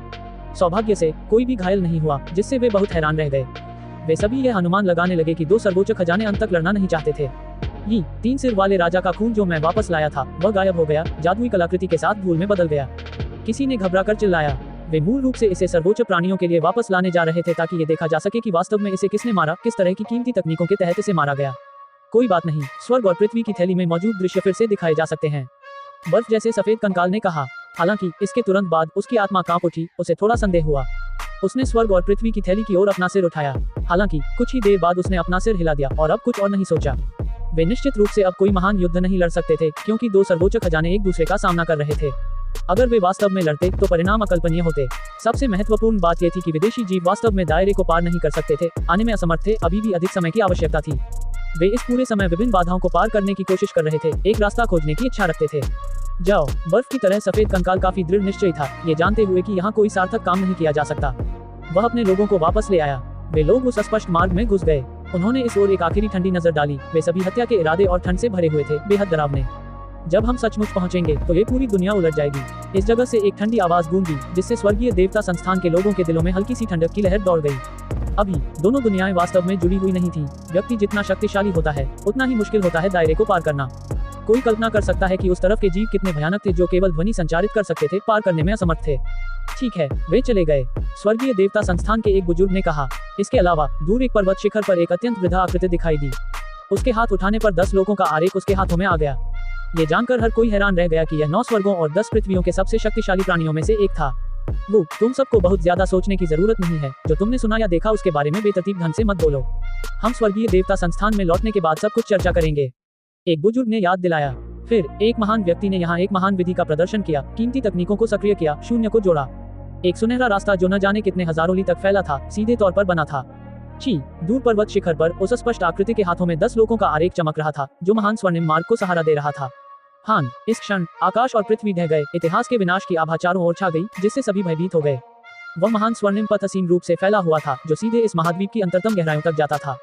ये बात ध्यान में रखनी होगी कि यह महाद्वीप ब्रह्मांड में तैर रहा था। दूर से देखने पर ऐसा लग रहा था जैसे कोई द्वीप हो, लेकिन आसमान में तारे इसके चारों ओर चक्कर लगा रहे थे। यह अविश्वसनीय रूप से बड़ा था, तारों के समुद्र के बराबर। अब एक सुनहरा रास्ता इतनी बड़ी दूरी को जोड़ता है। लोग ऐसे तरीके दिखा रहे थे जो तारों से भरे आसमान के एक किनारे को दूसरे किनारे से जोड़ने के लिए काफी थे, वाकई दुनिया को चौंका देने वाले। बस जाओ, कुछ बदलाव हुए हैं, इसलिए जल्दी करो और अपना प्राकृतिक भाग्य खोजो, स्वर्गीय देवता संस्थान के बुजुर्ग ने कहा। मूल रूप से यह एक प्रकार का शोधन था, और उससे भी अधिक एक खतरनाक परीक्षण। उन्हें लोगों के मरने का डर नहीं था। ये तब तक पर्याप्त था जब तक कि सबसे शक्तिशाली कुछ लोग बचे रहें। ये कीट पालने वाले प्याले एक जैसा था। उन्हें जल्द या बाद में इस रास्ते पर चलना ही था। बस उन्हें एक परिवर्तनशील, निर्णायक व्यक्ति की जरूरत थी जो युद्ध के मैदान की स्थिति को बदल सके। ऐसा इसलिए था क्योंकि वे गहराई से समझते थे कि दुनिया के दूसरी तरफ के जीव कितने भयानक थे। वे पिछले महान युग में पहले ही बहुत पराजित हो चुके थे, इसलिए अगर वे उसी गति से आगे बढ़ते रहे तो ये बिल्कुल निरर्थक होगा। उनकी दृष्टि में यदि यह महान युग अपने सबसे गौरवशाली समय तक पहुंच भी गया तो भी यह एक पुराने रास्ते पर चलने के अलावा और कुछ नहीं होगा। लेकिन अब नया रास्ता कहाँ था? वे अभी भी कुछ पुराने रास्तों पर चल रहे थे। अभी वे इन युवाओं को सिर्फ अंतर्दृष्टि प्राप्त करने के लिए बाहर भेज सकते थे, कुछ ऐसे अवसर प्राप्त कर सकते थे जो शायद बचे रह गए हों। वे सभी महान स्वर्णिम पथ पर चल पड़े। उन्हें लगा कि समय उड़ गया, वर्ष बदल गए, मानो उन्होंने 10,000 वर्षों का समय अनुभव किया हो। जब एक जबरदस्त झटका लगा, तभी वे रुके और उस महान स्वर्णिम पथ से गिरकर खंडहरों के विशाल विस्तार पर जा गिरे। अभी तो वे इस महाद्वीप की गहराई में प्रवेश कर चुके हैं। उन्हें महान स्वर्णिम पथ द्वारा यहाँ भेजा गया है, अन्यथा वे कई जन्मों तक उड़ान भरने के बाद भी यहाँ नहीं पहुँच पाते। ये खंडहर उदास और प्राचीन थे। विशाल इमारतों के अवशेष, जीर्ण शीर्ण प्राचीन दीवारें, अतीत का सारा गौरव मलबे के भीतर रो रहा था। जहाँ तक नजर जाती थी, खंडहर दीवारें फैली हुई थीं। पहले यहाँ बहुत ही समृद्ध दृश्य था, अत्यंत जीवंत, मानो ये स्वर्ग का एक टुकड़ा हो। लेकिन बाद में इसे दूसरों ने अपने कब्जे में ले लिया और यह खंडहर बन गया। ऐसा होने के बावजूद अभी भी कुछ बड़ी चट्टानें थीं जिन पर प्रतीक और अन्य चीजें उकेरी गई थीं और जो आज भी अजीबोगरीब उतार चढ़ाव जारी कर रही थीं। कोई कल्पना कर सकता है कि जब ये चीजें पूरी तरह से बनी थीं तो कितनी भयानक और असाधारण थीं। अमर युद्ध क्षेत्र का अंतिम गंतव्य, किसी ने घबराकर चिल्लाया। इस स्थान के बारे में बहुत कम लोगों को ही जानकारी थी। यहाँ अवसर तो है ही, साथ ही मौत की खाई भी है। आप सभी इस जगह को देखना चाहते हैं या नहीं, यह आप पर निर्भर है। एक बुजुर्ग भी साथ साथ चल रहा था। अब जब वे इतनी दूर आ चुके हैं तो कितने लोग पीछे हटेंगे? उनमें से कोई भी साधारण व्यक्ति नहीं था। वे 9 स्वर्गों और 10 पृथ्वियों में सबसे अधिक प्रतिभा वाले प्रतिभाशाली लोग थे। उन्होंने पहले से ही बहुत सी चीजों का अनुभव किया था। वे सभी अच्छी तरह से समझते थे कि हर लाभ एक कीमत पर आता है। लगभग सभी ने आगे बढ़ने का फैसला किया। बड़ों से कुछ परिस्थितियों के बारे में जानने के बाद वे सभी तितर बितर हो गए और अंततः एक प्राचीन स्वर्गीय मंच पर चढ़ गए। यह एक क्षतिग्रस्त मंच था जो बहुत पुराने समय से अस्तित्व में था। इस मंच पर चढ़कर कोई अमर हो सकता था। दुर्भाग्य से ये पहले ही नष्ट हो चुका था, अब इसका केवल आधा हिस्सा ही बचा था। यह एक टूटे हुए पहाड़ की तरह था, काला और काला, अविश्वसनीय रूप से दमघोंटू लग रहा था। श्वा एक के बाद एक आकृतियां इसकी सतह से गायब हो गईं, पलक झपकते ही लुप्त हो गईं। शेहाओ हैरान था, उसे नहीं पता था कि ये तथाकथित अवसर क्या थे, नहीं उसे पता था कि वे लोग कहाँ जा रहे थे। ऐसा इसलिए था क्योंकि स्वर्गीय देवता संस्थान के बुजुर्गों को भी नहीं पता था कि ये लोग कहाँ जा रहे थे। उन्होंने जो देखा उससे पता चला कि हर किसी के अनुभव अलग अलग थे, तथा वे जिन स्थानों पर गए वे भी अलग अलग थे। सब कुछ अज्ञात से भरा था। ऐसे लोग थे जो पहले सच्चे ड्रैगन घोंसलों में प्रवेश कर चुके थे और एक ड्रैगन के साथ पुनर्जन्म ले रहे थे। कुछ ऐसे भी थे जो फीनिक्स के अंडे में पुनर्जन्म ले रहे थे और आग की लपटों में नहाते हुए नया जीवन प्राप्त कर रहे थे। ये हमेशा अलग था। कुछ लोग थे जो समय की लंबी नदी में खो गए, हमेशा के लिए गायब हो गए। शेहाओ ने कुछ देर सोचा, फिर अपने दांत भींचे और इस मंच पर चढ़ गया। फिर उसका शरीर धुंधला हो गया और तुरंत गायब हो गया। सभी कीड़ों को एक कंटेनर में रखें और फिर जो अंत में जीवित बचेगा वह सबसे मजबूत और रखने लायक होगा। अध्याय 1150 मृत्यु के बाद। उसका शरीर बिखरता हुआ एक एक करके टुकड़ों में बदलता हुआ लग रहा था। ऐसा लग रहा था मानो पत्तियां गिर रही हों, लेकिन ऐसा भी लग रहा था मानो प्रकाश की बारिश हो रही हो। ये वही एहसास था जो शेहाओ को इस समय हो रहा था। वह काफी विचलित था, उसकी आत्मा इधर उधर फड़फड़ा रही थी, टूट भी रही थी। उसे ऐसा लग रहा था जैसे वह कण कण में बदल गया हो, हर एक कण चमक रहा हो और फिर उसने अपनी मूल दुनिया छोड़ दी। वह पुनर्जन्म ले रहा था, जीवन और मृत्यु का चक्र। वह अचंभित होकर समय की नदी को देख रहा था, वर्षों की बाढ़, समय की चमक। क्या वह समय था? एक बार जब वह चला गया तो फिर कभी वापस नहीं आया। शेहाओ अंदर से हिल गया था, अपनी शून्यता से जाग उठा था, एक अजीब सी स्थिति महसूस कर रहा था। उसका शरीर कणों में बदल गया, उनमें से हर एक चमकीला और पारदर्शी था, अनंत मौन की शून्यता में तैर रहा था। समय की वह नदी दहाड़ रही थी, दूर से बह रही थी, लहरें आसमान को हिला रही थी। करीब से निरीक्षण करने पर पता चला कि हर समुद्री छींटे के ऊपर एक अद्वितीय नायक खड़ा था, जिसका स्वरूप अत्यंत प्रभावशाली और असाधारण रूप से वीर था। हर स्प्रे एक पीढ़ी थी, जबकि वीर आकृतियां एक युग का सबसे अच्छा प्रतिनिधित्व थी। वे समुद्र के स्प्रे के ऊपर खड़े थे, शानदार चमक के साथ टिमटिमाते हुए, जिसने अनंत काल को रोशन कर दिया। शेहाओ चौंक गया। वह क्या देख रहा था? ये युगों के उतार चढ़ाव थे, वर्षों के परिवर्तन थे और इससे भी अधिक विश्व के उतार चढ़ाव थे। इतिहास की एक लंबी नदी थी। वह अचंभित होकर इतिहास के एक के बाद एक दृश्य देख रहा था, वर्षों के बीतने के साथ साथ जो परिवर्तन हुए थे। दुनिया के उत्थान और पतन के दृश्य और भी थे। यह इतिहास की एक लंबी नदी थी। वह थोड़ा हैरान था, आखिर वह किस तरह की जगह पर आ गया? उसने ये चीजें कैसे देखी? वह अचंभित होकर एक के बाद एक ऐतिहासिक दृश्य बदलता हुआ देख रहा था। असाधारण नायक स्वर्ग में भाग रहे थे, परियां खून में नहा रही थीं। आम लोग हैरान थे, चिल्ला रहे थे। इनमें से कुछ दृश्य स्पष्ट थे, कुछ धुंधले। शेहाओ ने उन्हें ध्यान से देखा और पाया कि इनमें से कुछ चीजें बिल्कुल प्राचीन ग्रंथों में दर्ज थी, कुछ के बारे में वह नहीं जानता था, बहुत प्राचीन, इस दुनिया द्वारा भुला दी गई।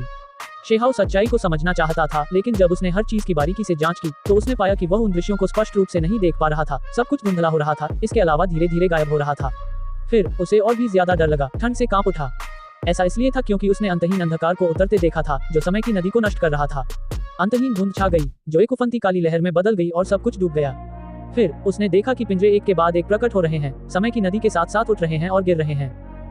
शेहाओ हैरान था। उस समय जब वह अमर ऊर्जा की साधना कर रहा था तो उसकी आदिम आत्मा उसे छोड़कर अनंत अंधकार में चली गई थी, एक पिंजरे में बंद हो गई थी। ये ठीक इसी प्रकार की अंधेरी कोठरी थी। इस बार वह स्पष्ट रूप से अंधेरे की गहराई से जेलों को आते हुए देख सकता था। वे समय की लंबी नदी में उतरे, बड़ी लहरों के साथ उठते और गिरते हुए। शेहाओ को अपनी पीठ पर ठंडी हवा का झोंका महसूस हुआ। यह क्या भविष्यवाणी थी? ये समझना वाकई मुश्किल था। आखिर असीम अंधकार की सीमा पर ऐसा क्या था कि एक के बाद एक पिंजरे इस विशाल नदी में गिर रहे थे। अंधेरे से घिरी महान नदी के ऊपर अचानक एक भंवर दिखाई दिया। प्रकाश चमक रहा था, उसकी शुद्धता और पवित्रता ने सारी काली धुंध को दूर कर दिया। ये बेहद चौंकाने वाला था। एक भंवर रहस्यमय तरीके से प्रकट हुआ, जिसने हर चीज को प्रभावित किया, मूसलाधार नदी के प्रवाह में बाधा उत्पन्न की। इस अंधेरे में एक चमकदार दीपक जोड़ा गया। ये प्रकाश स्रोत अविश्वसनीय रूप से आंखों को लुभाने वाला था। भंवर बहुत बढ़िया नहीं था, लेकिन यह अतुलनीय रूप से आश्चर्यजनक था।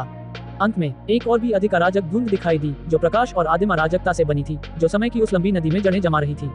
यह क्या है? शेहाओ को बहुत अजीब लगा। उसे नहीं पता था कि दूसरे लोग क्या अनुभव कर रहे थे, लेकिन जो चीजें वह भी देख रहा था वे वाकई बहुत अनोखी थी। शायद अन्य साधकों ने जो चीजें देखी वे और भी अधिक आश्चर्यजनक थी। शायद वे कुछ ऐसे लोग थे जिन्होंने एक सच्चा ड्रैगन देखा था, या पुनर्जन्म के माध्यम से एक फीनिक्स का परिवर्तन देखा था। तेज हवाएं गरज रही थी, समय के टुकड़े नाच रहे थे। प्रकाश के वे कण जिनमें शेहाओ बदल गया था बह गए और फिर वे उस भंवर में समा गए और इस तरह इस जगह से गायब हो गए। उसने जोर से चीख मारी, संघर्ष किया और प्रतिरोध किया, लेकिन इससे कुछ हासिल नहीं हुआ। वह सीधे उस भंवर की गहराई में चला गया। उसे लग रहा था कि अभी जो कुछ उसने देखा उसमें बहुत सारी महत्वपूर्ण बातें शामिल थीं। दुर्भाग्यवश वह उन दृश्यों को देख नहीं सका, उन्हें समझने में असमर्थ रहा। इस समय उसे ऐसा लग रहा था जैसे वह अनंत काल का अनुभव कर रहा है। वह अंतहीन समय में फंस गया था। अंत में उसकी आंखों के सामने सब कुछ अंधकार में हो गया, उसकी चेतना इस प्रकार लुप्त हो गई। अज्ञात समय बीतने के बाद शेहाओ की नींद खुली और उसने पाया कि अब वह चमकते कणों से नहीं बना था। उसका शरीर फिर से प्रकट हो गया था, केवल इतना ही कि उसके सारे कपड़े जलकर राख हो गए थे और उसका शरीर पूरी तरह से नंगा हो गया था। हालांकि वह नाजुक और सुंदर था, बल्कि शुद्ध दिख रहा था। उसका शरीर पतला और मजबूत था। जब उसने अपनी बाहें फैलाईं, तो उसे कुछ भी अजीब नहीं लगा। उसने अपने भीतर एक स्थानिक जादुई कलाकृति से युद्ध के कपड़े का एक सेट बनाया और खुद को फिर से ढक लिया। ये कैसी जगह थी? ये बिल्कुल शांत, काफी विशाल और खाली थी। शेहाओ को ऐसा लगा जैसे वह दुनिया के अंत में पहुंच गया है, क्योंकि वहां कुछ ही दूरी पर अस्त व्यस्त धुंध थी जो चारों ओर फैली हुई थी। वह अपने आसपास के दृश्यों को नहीं देख पा रहा था, सब कुछ बहुत धुंधला था। वह आगे बढ़ा। ये जगह बेहद शांत थी, कोई आवाज नहीं थी, विशाल और इतनी खाली की घुटन महसूस हो। शेहाओ ने सावधानीपूर्वक आसपास के वातावरण का आंकलन किया तथा इस स्थान की सावधानीपूर्वक जांच की। यह एक प्राचीन धरती थी, जिसकी चट्टानी सतह बहुत पहले ही बर्बाद हो चुकी थी। एक के बाद एक परित्यक्त महल दिखाई दिए, उनमें से कुछ ढह गए, कुछ अभी भी मजबूती से खड़े थे। आगे कुछ महल थे जो विशाल चट्टानों से नहीं, बल्कि दिव्य सोने से बने थे। शुभ प्रकाश बहुत पहले ही फीका पड़ चुका था। धातु का महल फिर से सादा और अलंकृत हो गया था। हालांकि यह खंडहर में नहीं गिरा था, फिर भी ये पहले से ही बुरी तरह क्षतिग्रस्त हो चुका था।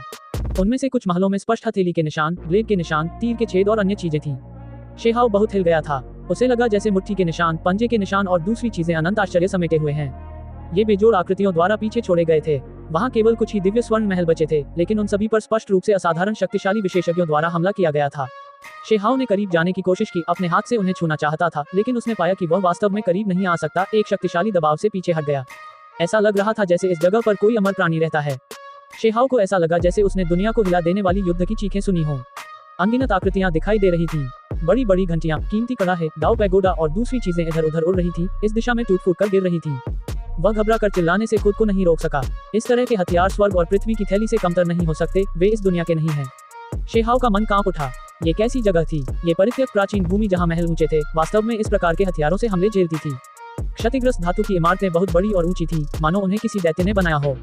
एक तरह का जबरदस्त दबाव था जो गरिमापूर्ण और दिव्य था। अचानक शेहाओ के शरीर से प्रकाश का एक गोला प्रकट हुआ। फिर यह उसके शरीर से अलग हो गया, उसके ऊपर घूमता हुआ एक दर्पण में बदल गया, उन तीर के छेदों और मुट्ठी के निशानों को रोशन करते हुए विभिन्न महान दाव आभाओं की नकल करता हुआ। शेहाओ को कुछ महसूस हुआ।